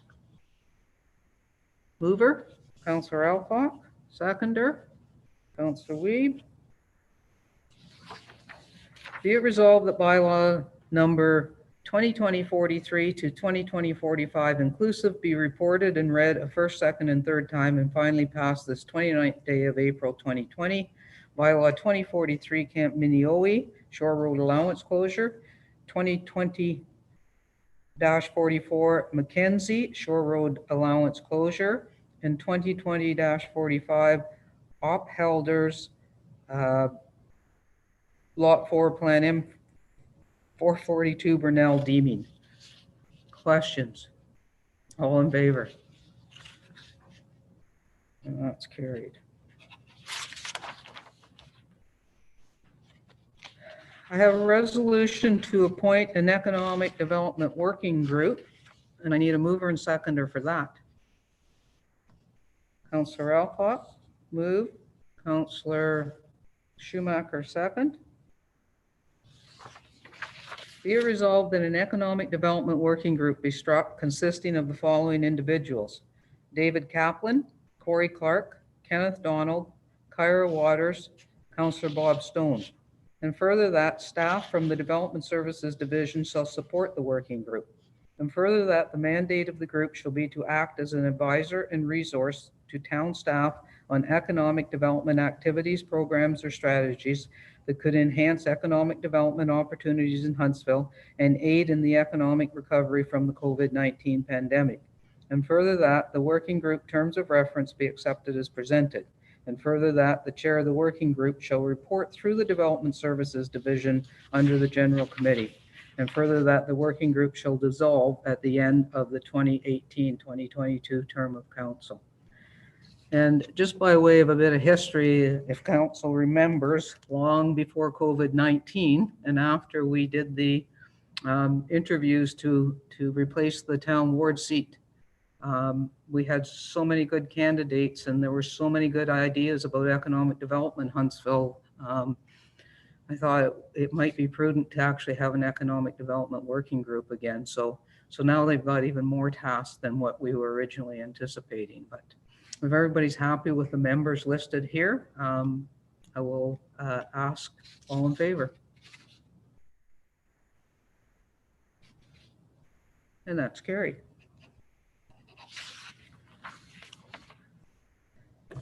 I have a resolution for a reduction in council remuneration, moved by Councillor Wiebe, I'm assuming, and seconded by Councillor Schumacher. I'll read the resolution. Be it resolved that notwithstanding bylaw 2017-41, council agrees to reduce the remuneration by 10% beginning May 1st, 2020 and continue for 6 months. And Councillor Wiebe, I will ask you if you would like to speak to this. Thank you, Your Worship. I'll keep it brief. As obviously we know, this discussion has been difficult with having to make decisions about staff layoffs and to not hire, et cetera. The economic hit and the personal hit for so many people has been so drastic, and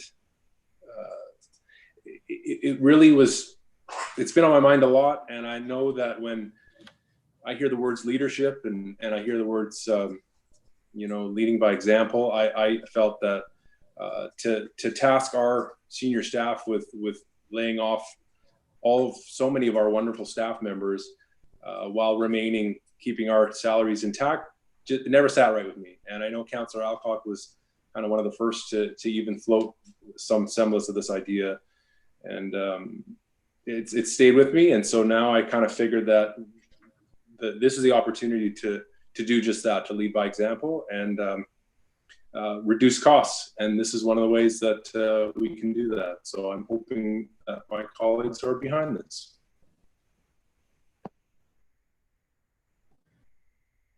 Council, questions, comments? Councillor Withey. Thank you, Worship. I don't know if this takes this into account or not, but I would further by, and I think we discussed this briefly earlier as well, that I would eliminate the stipend for emergency meetings on top of this as well, because we may be called on to meet a little more often because of this, the global pandemic. So I think that, we could make up the 10% on the backs of emergency meetings. So I would add that to this mix. Councillor Alcock.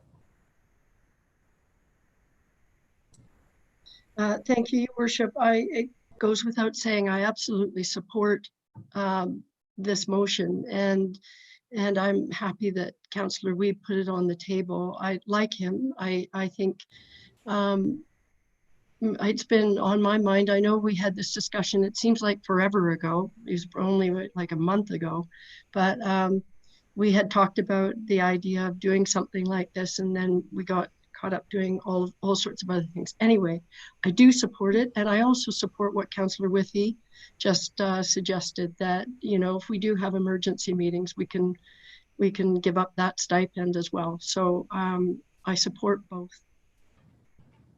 Councillor Armour?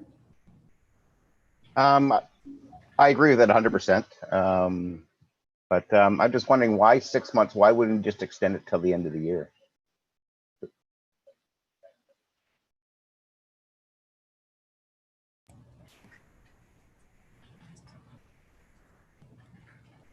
Any other questions, comments?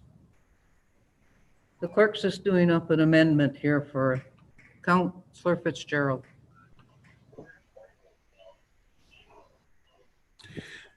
Thank you, Your Worship. Great idea, Councillor Wiebe and Councillor Withey, and I tend to agree with Councillor Armour about a further extension.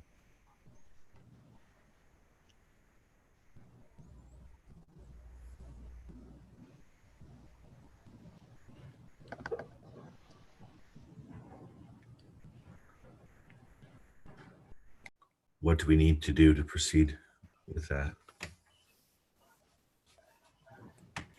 Just getting an amendment done up.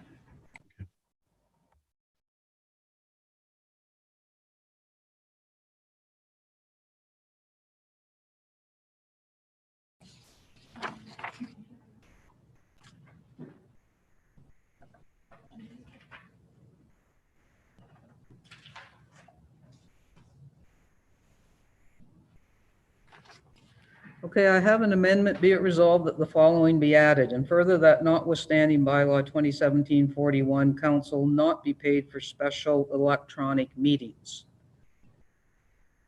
I need a mover and seconder for that.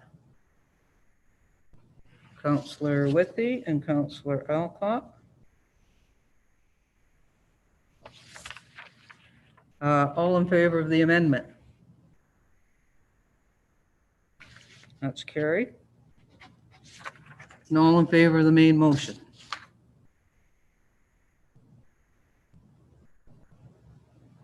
And that's carried. Okay. Hang on here. Where are we at? All right, the next item on our agenda is community gardens. However, that has been withdrawn as the resolution that went from district and other places has already been dealt with by the province. Community gardens are allowed to operate with the required social distancing guidelines in place. So we don't have to do that. Next item, business, small business discussion paper, as per Councillor Withey. And it comes with a resolution that I assume Councillor Withey, you will move. Is that correct? Sure, thanks. Is there a seconder for that motion? Councillor Wiebe?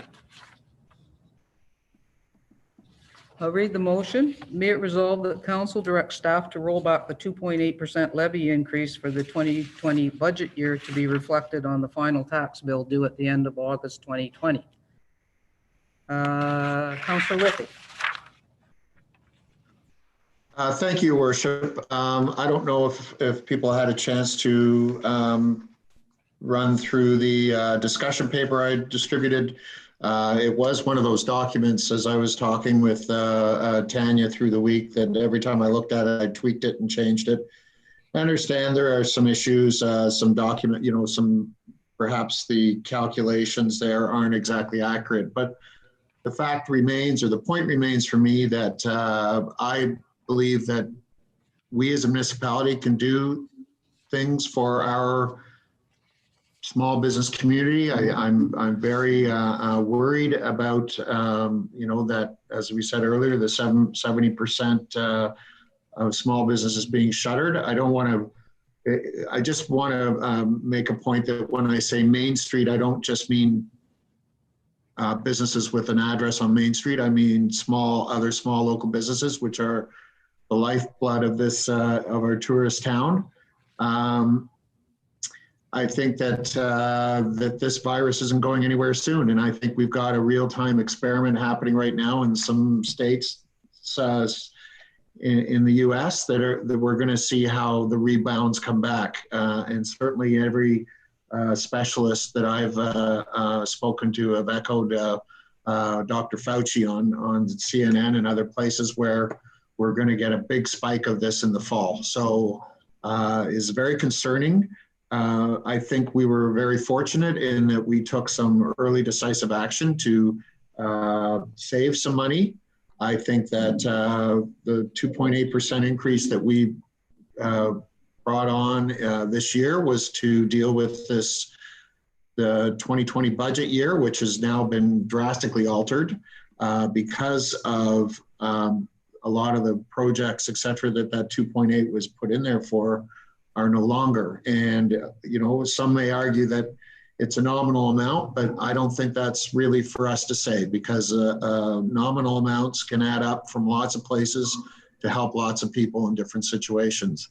I pointed out to the mayor, I think last week, that even the insurance companies are starting to give premiums back to their auto insurance premiums. And again, it's a small percentage of monthly payments over the next 3 months. If you calculate it out, maybe isn't a heck of a lot of money, but yet it isn't stopping them from doing it.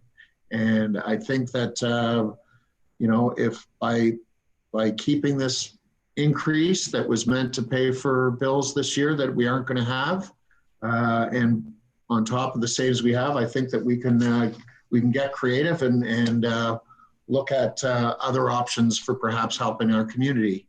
And as I mentioned earlier, I did have a long telephone call with our MPP, Norm Miller, yesterday, who assured me that they would be more than willing to listen to any ideas that anybody has and take them up the ladder and see if they can see if we can make them happen, if we can help. I mean, coming out of this is, as everybody knows, it's not going to be the flip of a switch and the crowds are back.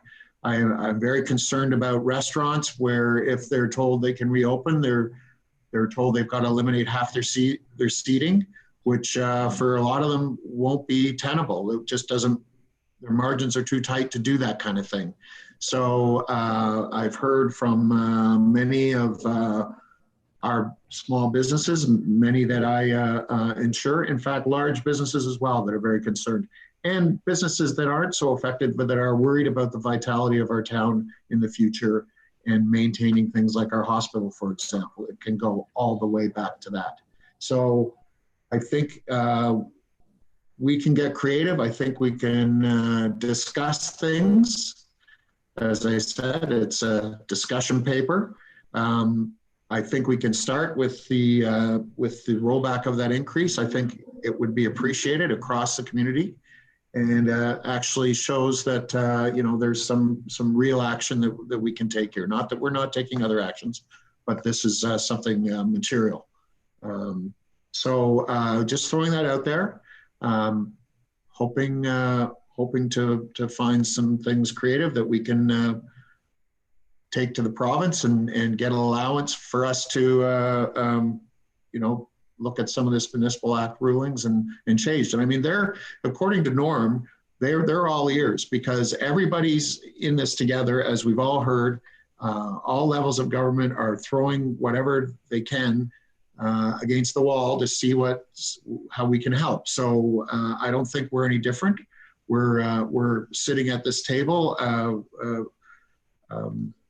at the behest of our constituents, and I think that means that we have to go to work for them whatever way we can. So I'll stop my little speech there, and back to you, Mayor Terziano. Councillor Thompson. Thank you. Thank you very much, Your Worship. First of all, I can't support this at all on several different fronts. Number one, I think the amount of savings is probably negligible, and if it was more designed, I guess, to impact those that have an assessment under a certain amount, that would be one thing, but this would apply to everyone regardless of their assessment. So for those that it would benefit the most are going to benefit the least from this kind of a program. I'm also concerned about the legalities of it, I guess, regardless of what Norm says and what the province might want to do. But I think we heard earlier from Julia that there are certain things that we can do as a municipality, certain things that we can't do. And those are legislated. That's the law of the province. So I'm just concerned that we would be negating or going against the laws of the province. And I guess the other aspect I have of this too is there are a number of federal and provincial programs out there right now that are designed, and more seem to be coming out on a daily basis for individuals and for businesses as well. So, and we do have a town to run. We have expenses and so on and so forth. And so I'm against this entirely. Thank you. Councillor Alcock. Thank you, Your Worship. I first want to say I appreciate where Councillor Withey is coming from. We've all said around the table, we know that there's part of our community that is really struggling right now, and I think that's been recognized by everybody. By Chamber, BIA, by the town, by the district, we all understand that, and so I think it is important to try and develop some way that there could be a municipal response, and a municipal response might be, I know Julia had said earlier that were things that we weren't allowed to do, and I think one of them was provide municipal loans.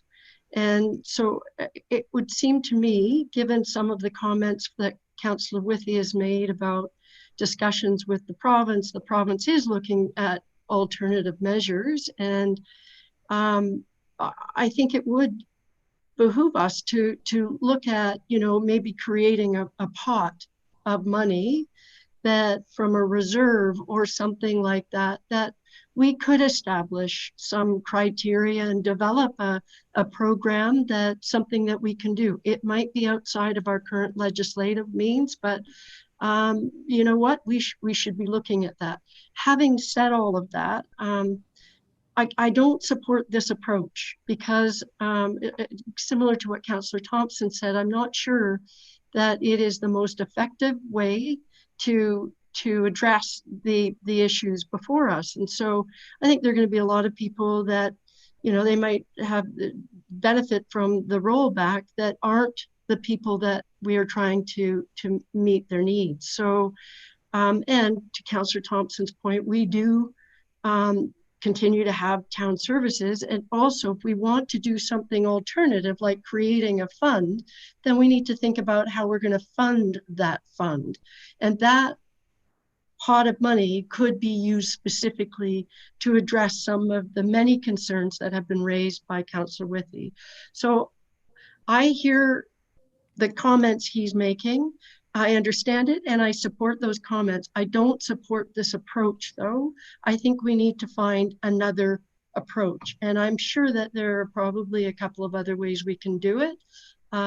As I said, maybe we create a separate pot of money out of a reserve or something like that. And if we have had savings, we just created our tiny savings with our council reduction, remuneration reduction. So maybe if we have savings in other areas, we can take those savings and create a new municipal emergency fund.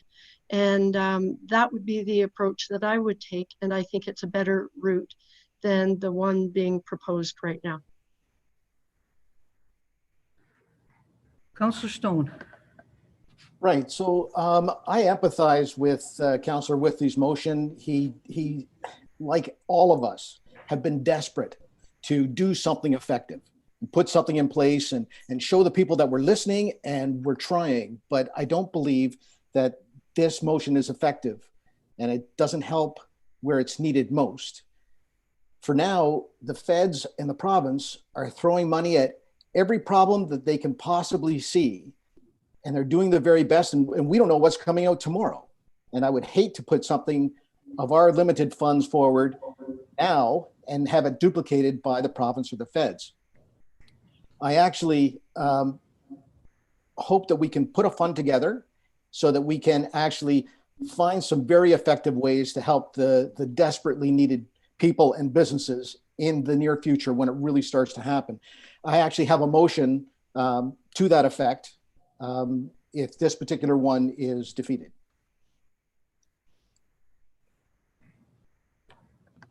Okay. Councillor Wiebe. Thank you, Your Worship. I actually just wanted to thank Councillor Withey for starting this, because I think it's been on everyone's mind, and we haven't been able to, I feel like we haven't been able to put any words on paper or to crystallize any type of action. And so I kind of feel like this is kind of the first step. So for that, I like everyone, feel that we need action on this, but obviously we're not in agreement on how to do it. But the ball has begun to roll, which I credit Councillor Withey for, and let's see. Let's see where it goes from here. I like what I hear about a fund being put together. Again, it's something that we as a municipality wouldn't really have the experience to do, but these are new times, so I'm game for just about anything at this point. So thanks, everybody. Councillor Fitzgerald. Thank you, Your Worship. Well said, everyone. I thank Councillor Withey as well for getting the ball rolling and proposing quick action. I think that is probably the key to all this, is how to implement something in a speedy manner, which we can get the help out there to these people that need it as soon as possible. So I think a fund is definitely the way to go, a special fund, and using our reduced salary for part of that is a great idea. And I'm very curious to see what other ideas staff and council come up with once we realize the parameters we're allowed to utilize for this fund. Thanks. Councillor Armour. Thank you, Worship. Thanks, Tim, for that. I just want to say, I believe there's 140 plus other municipalities that are in the same boat we're in right now. And we're all dealing with the same struggles going forward. I believe we got the feds and the province are throwing money everywhere, as Councillor Stone has said. And I hate to see us jump the gun on this. But I do agree having some type of fund going forward that would have to have some pretty stringent rules on how to access. But I think that's a good way of going, and we can plan ahead for our future and not jump at things today. Okay, so I think Councillor Withey, did you want to have another say? Yeah, I wanted to just say thank you to everybody for their comments. I don't know if it's appropriate. I mean, obviously this motion's going to fail, so I don't know if I can withdraw it or whatever. I don't know. I mean, we can go through the motion of voting or not voting for it. But I do appreciate the comments about getting something going. And I think that we desperately need to do it. And I think time is of the essence. This isn't something that we need to, figure out 8 months from now. This is something we need to work on today. Okay, so we do, process-wise, we do have to vote on the motion, but I think as you say, if this motion is defeated, I think we have a motion that still needs 2/3 of council's approval to put on the table because it wasn't on the agenda. But I think from what council's spoken to so far, they will like that motion. So I'll call the question on this motion that's on the table now. All in favor? And opposed? So that's defeated. We don't have a lot of those, so I don't know what to do. So I have a resolution before me that needs 2/3 of council's approval to put on the table. And it is a motion to create a reserve. I'll read the motion first. Be it resolved that a reserve fund be created for COVID-19 recovery with $500,000 to be funded from the working capital reserve. And further, that staff be directed to report back to council on possible programs that may assist the community during the recovery phase.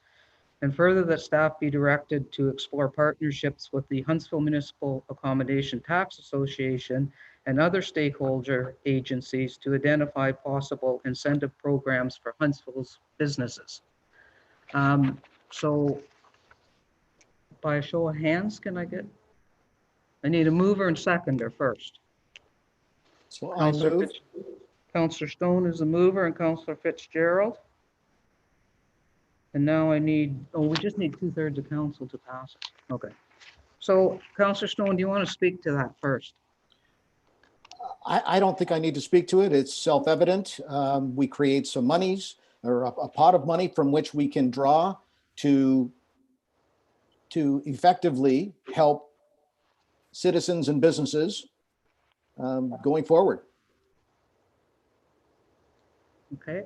Councillor Thompson?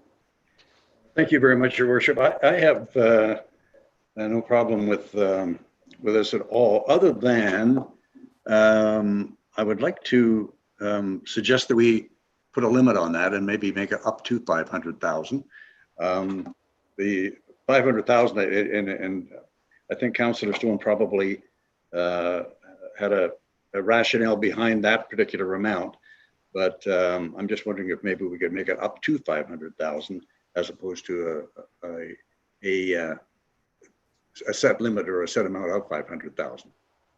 I think it would be safe to say, and Julia is still on the screen, I think it would be safe to say because we're putting it into a reserve, if it isn't used, it would revert back to where it came from. Julia, can you confirm that? Yes, so we would just be moving it from one reserve to another. So if it wasn't used, we could put that condition on there that it would go back to the working capital reserve. Councillor Thompson? Yeah, I'm fine with that, Your Worship. That makes good sense. Thanks. Councillor Fitzgerald?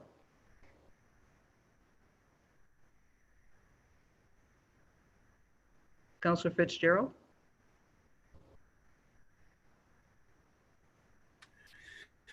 Thank you, Your Worship. I guess if this has taught us anything, and we don't know what's coming next, so I think it would be prudent for this council to have this type of fund in existence moving forward indefinitely. Councillor Armour?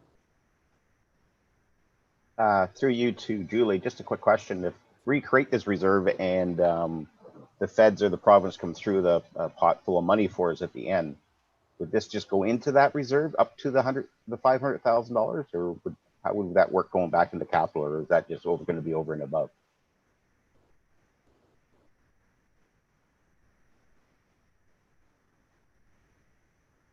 Through you, Your Worship, we'd have to bring back another report if we did receive money, and then we would have to get direction on where to direct that money to at that time. So I think I like this motion, and I think Councillor Withey, to your discussion paper, it will also address lots of ideas, and as Julia's report addressed earlier, there's some things we still can't do, and I like the fact that Norm Miller's telling us to throw any ideas we want at the province, and when we throw them at him and he says we can do it, that'll be great. So I think the discussion paper is good. I think the motion's good. So if I call the question, all in favor of this motion? Hang on, is there another question or? Okay. Jonathan, sorry, Councillor Weed, did you have a question? Yeah, thank you, Your Worship. I guess the question would be, what if this were to pass? How does the next step roll out? What's the action behind this? Or is it just putting the fund in place for now? I think we thought if we got the fund established, we could then determine what it was that we're allowed to do and what it was that the most vulnerable need us to do, and find ways to do it instead of, there's certain things we can't do, but we'll find ways around it to do it when we basically get I didn't mean ways around it. I didn't say that out loud. Through partnerships, we'll find ways to help. You're on mute, man. Good. Okay, so all in favor? And that is carried. Oh, moving right along. Okay, I have a motion to reconsider the motion of dust suppressant. I have Councillor Thompson moving, and do I have a seconder for the dust suppressant? Councillor Armour. Be it resolved that Council reconsiders Resolution 102-20, which is dust suppressant. All in favor of reconsidering? One, two, three, four. Keep your hands up, please. 1, 2, 3, 4. And I'm in favor 5, so that carries. Oh wait, no, we don't have. Okay, so now I need a mover and seconder for the motion, Councillor Thompson, and a seconder, Councillor Armour. I have a resolution, be it resolved that staff be directed to change the service level of dust suppression to full service stop, which would entail no dust suppression. This is the original. Okay, so we're voting on the original. Hang on, there's another stack of motions here.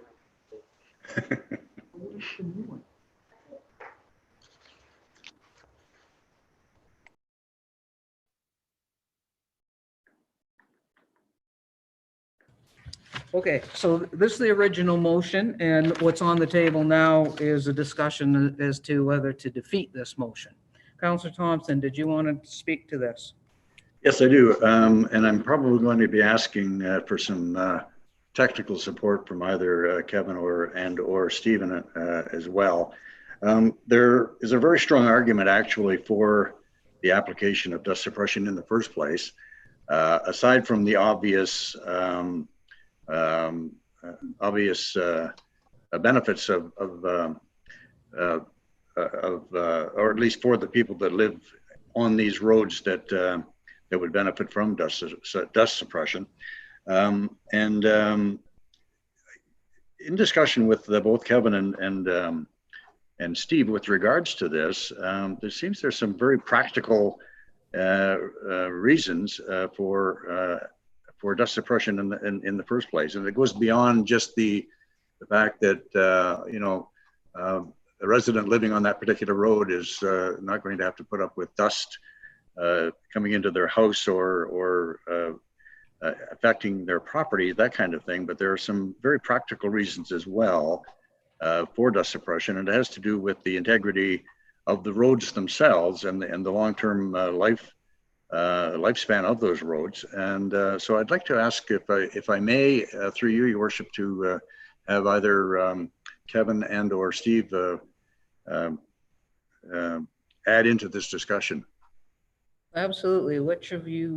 Which gentleman would like to do that? Kevin? Yeah, I can try to help.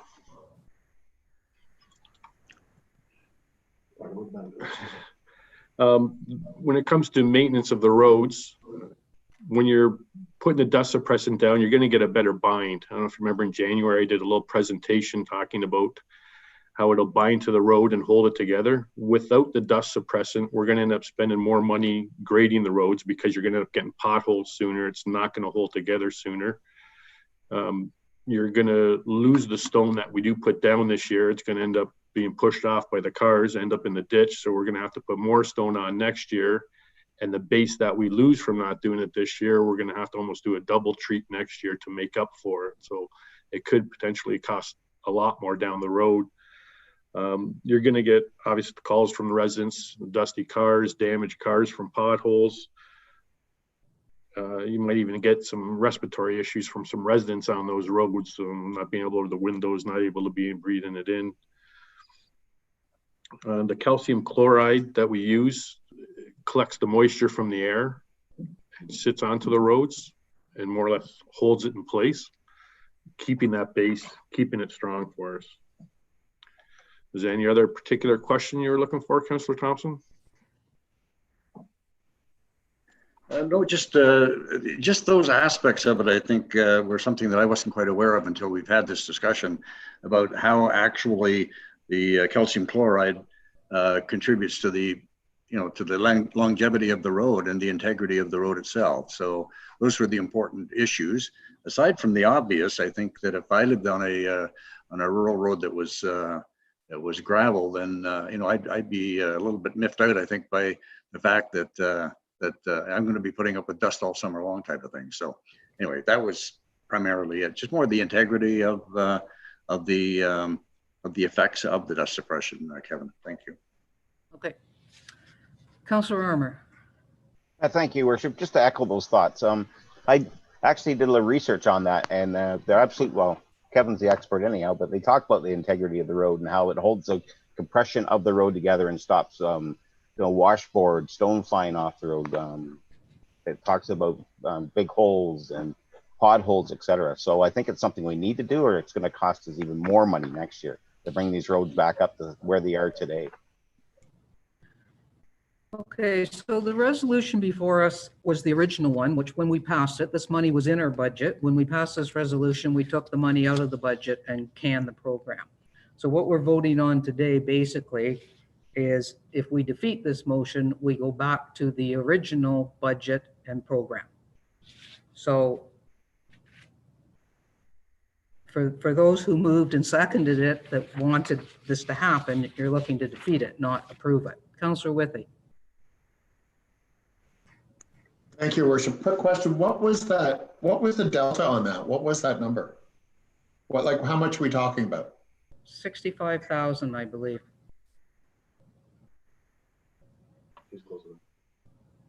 Kevin? Thank you. I believe it was 68. 68. Councillor Armour? Just a comment. I believe we just saved that kind of money with outdoing the streetlights on Deerhurst Drive, so we could offset there. You did. Okay, so I read the motion. All in favor?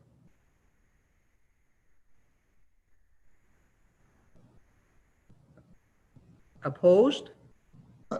I'm confused. Which one are we? Sorry, I'm sorry. I got mixed up there. Which one is which? You're opposed if you want to put dust suppression back in the budget. I'm opposed. Okay. So all opposed?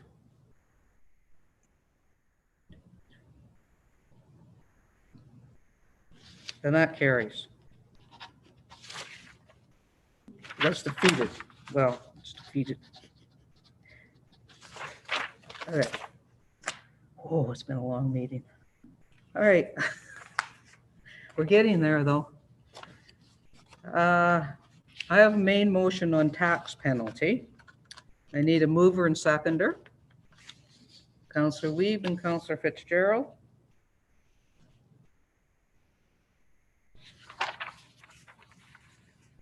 So the main motion was, be it resolved that notwithstanding the provisions contained in bylaw 2020-3, penalty imposed on unpaid 2020 interim taxes after the tax due date be waived for a 2-month period ending May 31st, 2020. And further, that the District of Muskoka be requested to accept only the proportionate share of the upper tier municipality levy collected in lieu of requiring the payment of the full interim tax levy billed. And further, that notwithstanding provisions contained in bylaw 2019-134 as amended, treasury tax fees as per Schedule M relating to refund over refund of overpayment, pre-authorized payments, cancellations, removal, and post-dated checks, removal of date changes be waived for the 2-month period ending May 31st, 2020. And further that any notice requirement under provision of notice bylaw 2011-18 be hereby waived for the purpose of this resolution on the basis of the COVID-19 emergency and related social distancing and self-isolation constitute and are considered to be of an urgent or time-sensitive nature and affect the health or well-being of the residents or property in the municipality. And then I have an amendment, if I can get a mover and seconder, be it resolved that the 2-month period ending May 31st in paragraphs 1 and 3 be struck out and replaced with a 4-month period ending July 31st, 2020. Can I have a mover and seconder for the amendment? Councillor Armour and Councillor Wiebe. Any discussion on the amendment? All in favor? And that carries. And so the main motion as amended was the one I just read, which I'm not reading again, with the new dates inserted July 31st, 2020. Which simply means that we're extending the no penalty phase on taxes to July 31st, 2020. All in favor? And that carries. Previous business, CAO Corey, you have a Huntsville Lions Club update.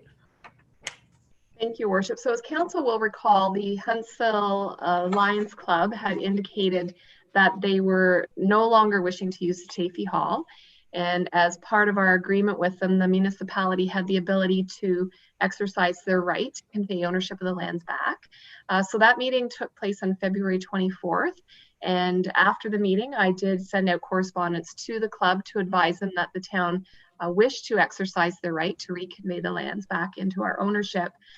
Shortly after that, I did receive correspondence from the Lions Club that stated that they might want to rethink their decision, and they were going to have conversations to see if they would still like to continue maintaining ownership of the building. So that was at the end of February, and then of course COVID-19 happened. They weren't able to have any meetings, and the most recent correspondence I received from the Lions Club on April 14th stated that they had not had a chance to discuss, and as soon as they can resume their regular meetings, that they will make sure that they have this conversation and get back to me. So I just wanted to let council know that that was the follow-up, and no action has taken place by the town of Huntsville at this time to reconvey ownership. And I'd be happy to answer any questions. Any questions of council? Okay. Council correspondence, which is in your package. And District of Muskoka update. District of Muskoka updates briefly, please. Councillor Alcock.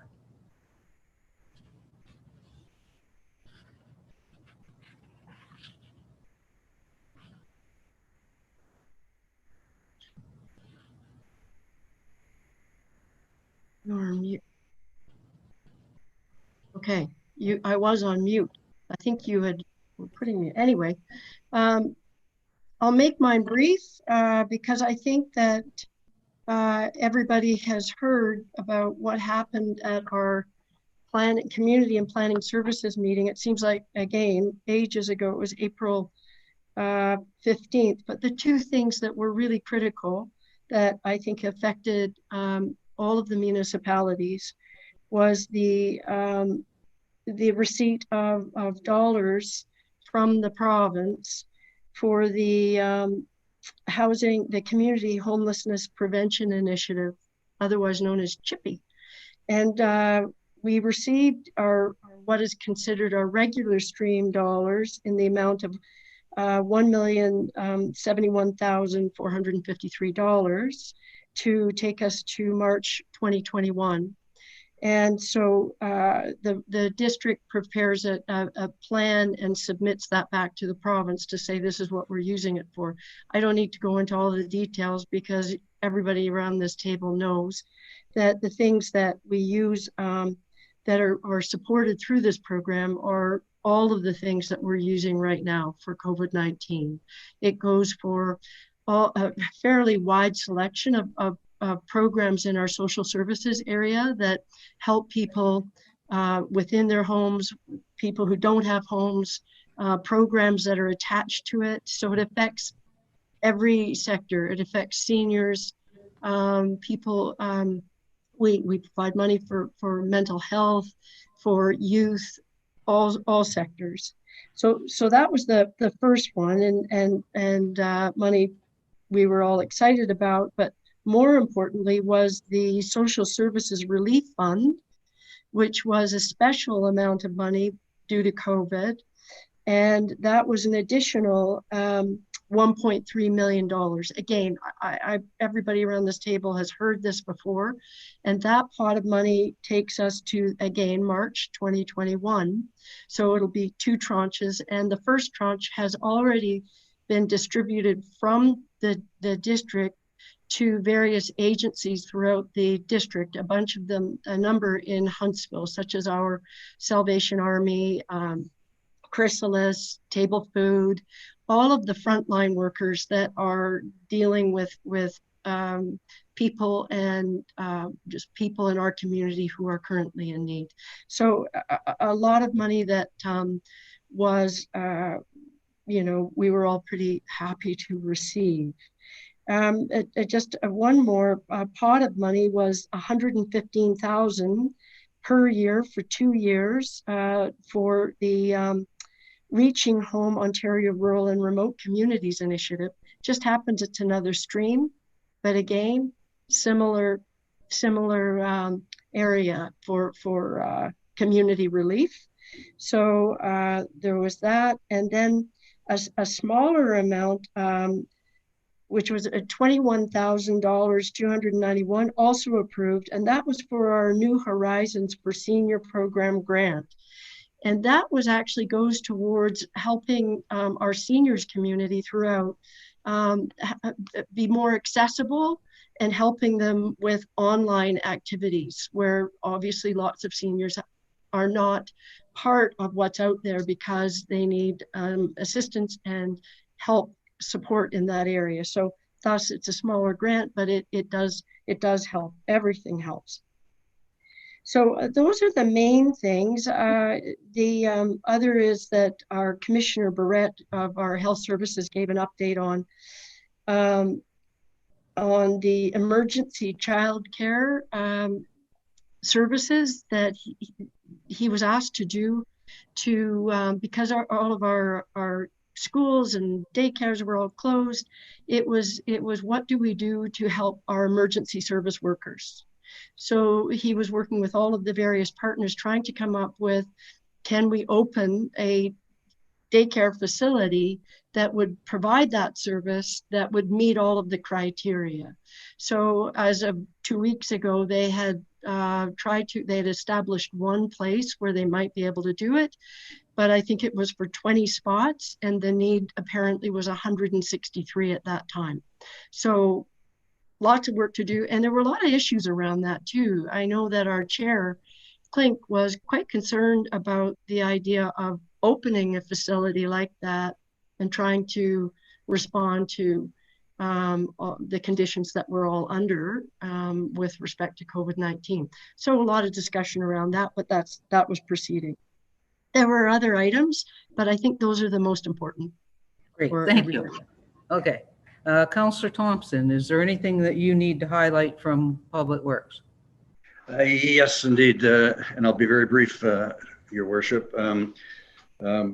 Just for the people on Muskoka Road 31, which is the yearly road, the district is going to be doing a resurfacing and from Aspen Road all the way out to just past the present turnoff to the assisted landfill site type of thing. So that's just good news for that area, because that road has deteriorated pretty badly in the last couple of years. And so it's on the agenda for this year. The biggest part of our discussion, and it went on and on and on last week, was with regards to garbage and garbage disposals. and particularly the garbage, the drop-off bin sites, of which there are some 78 or so in all of Muskoka. We have 11 here in Huntsville, but some of them that are very problematic are those that are at I guess there would be boat launches or whatever. And some good points were made by the mayor of Georgian Bay, as well as the mayor of Muskoka Lakes, and the problems that they have with people having access to sites where they can drop it off. And so one of the proposals that was made, because I guess, you know, backtracking a little bit, backing up a little bit, the province has just said all of these sites have to be taken care of and replaced with transfer stations within the next few years. But some of them that are very problematic, there are some 25 that had to be dealt with immediately. So some of the solutions for some of the more problematic areas, which are like the residents of Georgian Bay, the summer residents there, for instance, like the vast majority of 85% of their residents are seasonal, and a lot of them are on islands out in Georgian Bay. And so how do you accommodate those folks, you know, coming in from the islands or whatever, and having someplace to drop off their garbage? So some of the suggestions that were made were having garbage trucks at the specific location, so that it would be more convenient, or very convenient, for these people to drop off the garbage. Same thing would apply to some degree in Muskoka Lakes as well. The only of the what they call the problematic, some of the 25 problematic drop-off bin sites, the only one in Huntsville of the 11 we have here was the one at River Cove Drive. So these are all things that we're dealing with, and some good suggestions coming out, but it's still a work in progress for sure. Just for those who have hazardous waste and need to dispose it, there will be dates coming out in May, and those are to be announced, and they haven't been announced as of yet. So there'll be hopefully someplace here in Huntsville, either at Stisted or maybe at Medill, but there also, of course, be dates for hazardous waste at Rosewarne down in Bracebridge, type of thing. So yeah, other than that is work in progress, and it's an ongoing problem, but that's about it. Great, thank you, Councillor Thompson.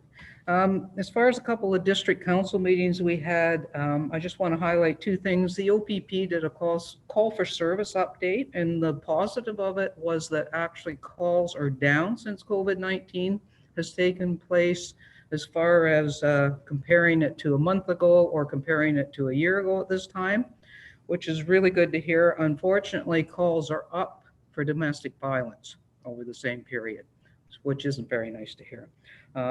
But that was a good report that we had by them. And the other thing that will be of interest to some of our residents that were due to follow mandatory hookups to water and sewer, the deadline for that was July of 2020, and that has been extended to July of 2021. If you were mandated to hook up this year, you have a year's extension, and that's due to COVID-19 as well. Last item on the agenda is just noting that May 1st, which is this Friday night, is Doctor's Day. And in light of COVID, probably something we would all like to acknowledge. And what they're actually doing at 9 p.m. at night, if you go outside with your flashlight phone or some kind of a light and hold the light up in the air, Friday night, 9 p.m. in honor of Doctor's Day. Councillor Withey. Did you want my district report? You didn't have a meeting. No, I was just, no, I know. I was just kidding. I did want to, I know we had the roundtable that was, I didn't know if we were going to circle back on that, but there was just a couple of quick little items that I wanted to sort of put back on the radar, because we talked about them earlier this spring, and they're probably fairly insignificant sounding. But one of the things we at operations talked about was the Flying Lantern bylaw, which is to ban them. And now that we are sure there's a fire ban, but we are in that season, I wanted to put that back on the table. And the other one, I had a request from the neighborhood that I live in about being included in the no firearm zone, which when we looked into it, that map was last looked at in, I believe, 1998. So I'm sure there's a lot of other areas in our municipality that have been built out since then that may want to look at redrawing those boundaries, which certainly where I live, Woodland Heights does. So I just wanted to put those back. Okay, and our CAO has noted those, I'm sure. Thank you.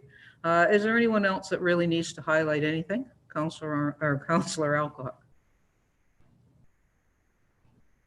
I really just the point that our director Maxwell sent out a letter to everyone yesterday with respect to the development on Forbes Hill. And so I don't know, I mean, she's here at the meeting if for the public, if they want to know what the status is of that, because we have had, obviously, as everyone knows, some correspondence on that.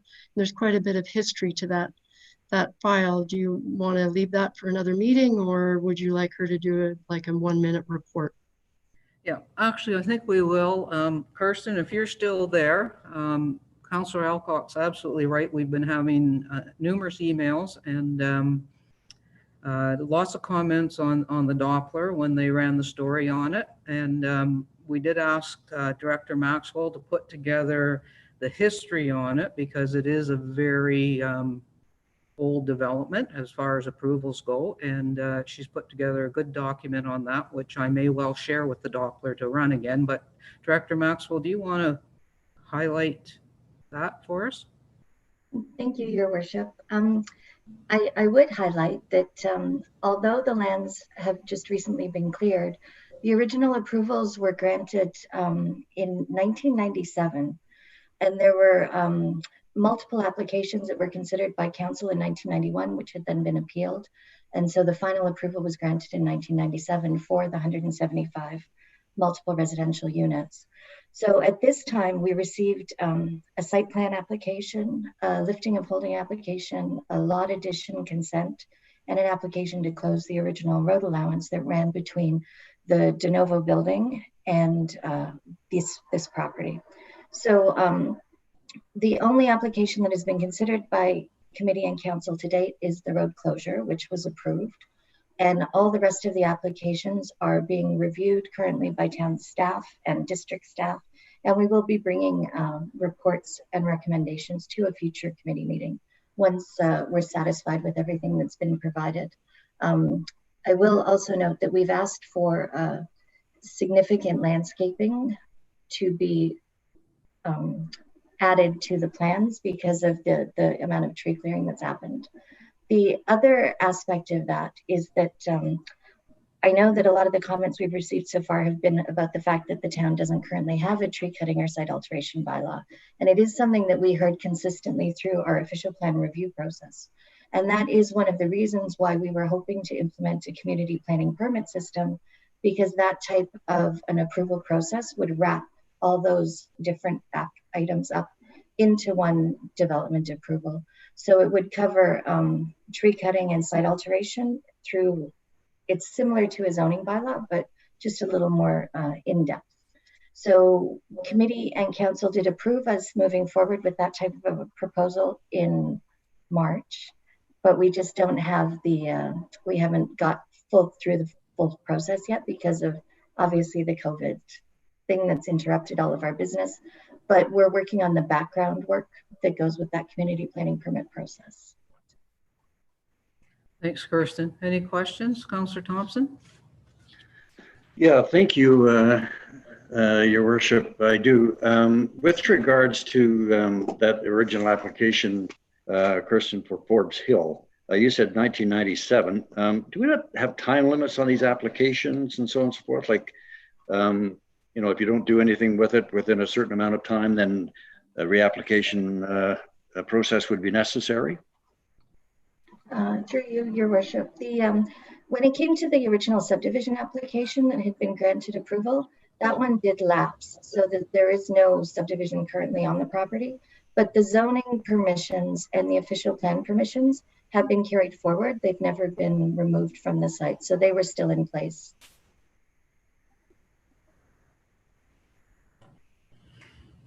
Okay. Thank you, council, for your patience. I actually have a confirmation bylaw before me, if I can have a mover and seconder. Councillor Stone and Councillor Thompson. Be it resolved that confirmation bylaw 2020-47 be received, numbered, and read a first, second, and third time, and finally passed this 29th day of April 2020. All in favor? That's carried. I have a mover and seconder for adjournment. Councillor Armour? Can I just have a moment? Your worship? Yes, you may. I just want to say thank the CAO for sending that email out yesterday about the masks that Michael Walmsley's making, and there's probably about 80 other volunteers out there doing them right now. I know that MPS is receiving 100 of them today from them that we're going to be distributing to our staff to wear at home or out in the general public. So he's looking, if you know anybody or any groups that are looking for them, please reach out to him. He's really excited about getting them out to people. Thanks for your minute. Thank you. So I have resolution moved by Councillor Armour and seconded by Councillor Fitzgerald. Be it resolved that we do now adjourn at 1:21 p.m. All in favor?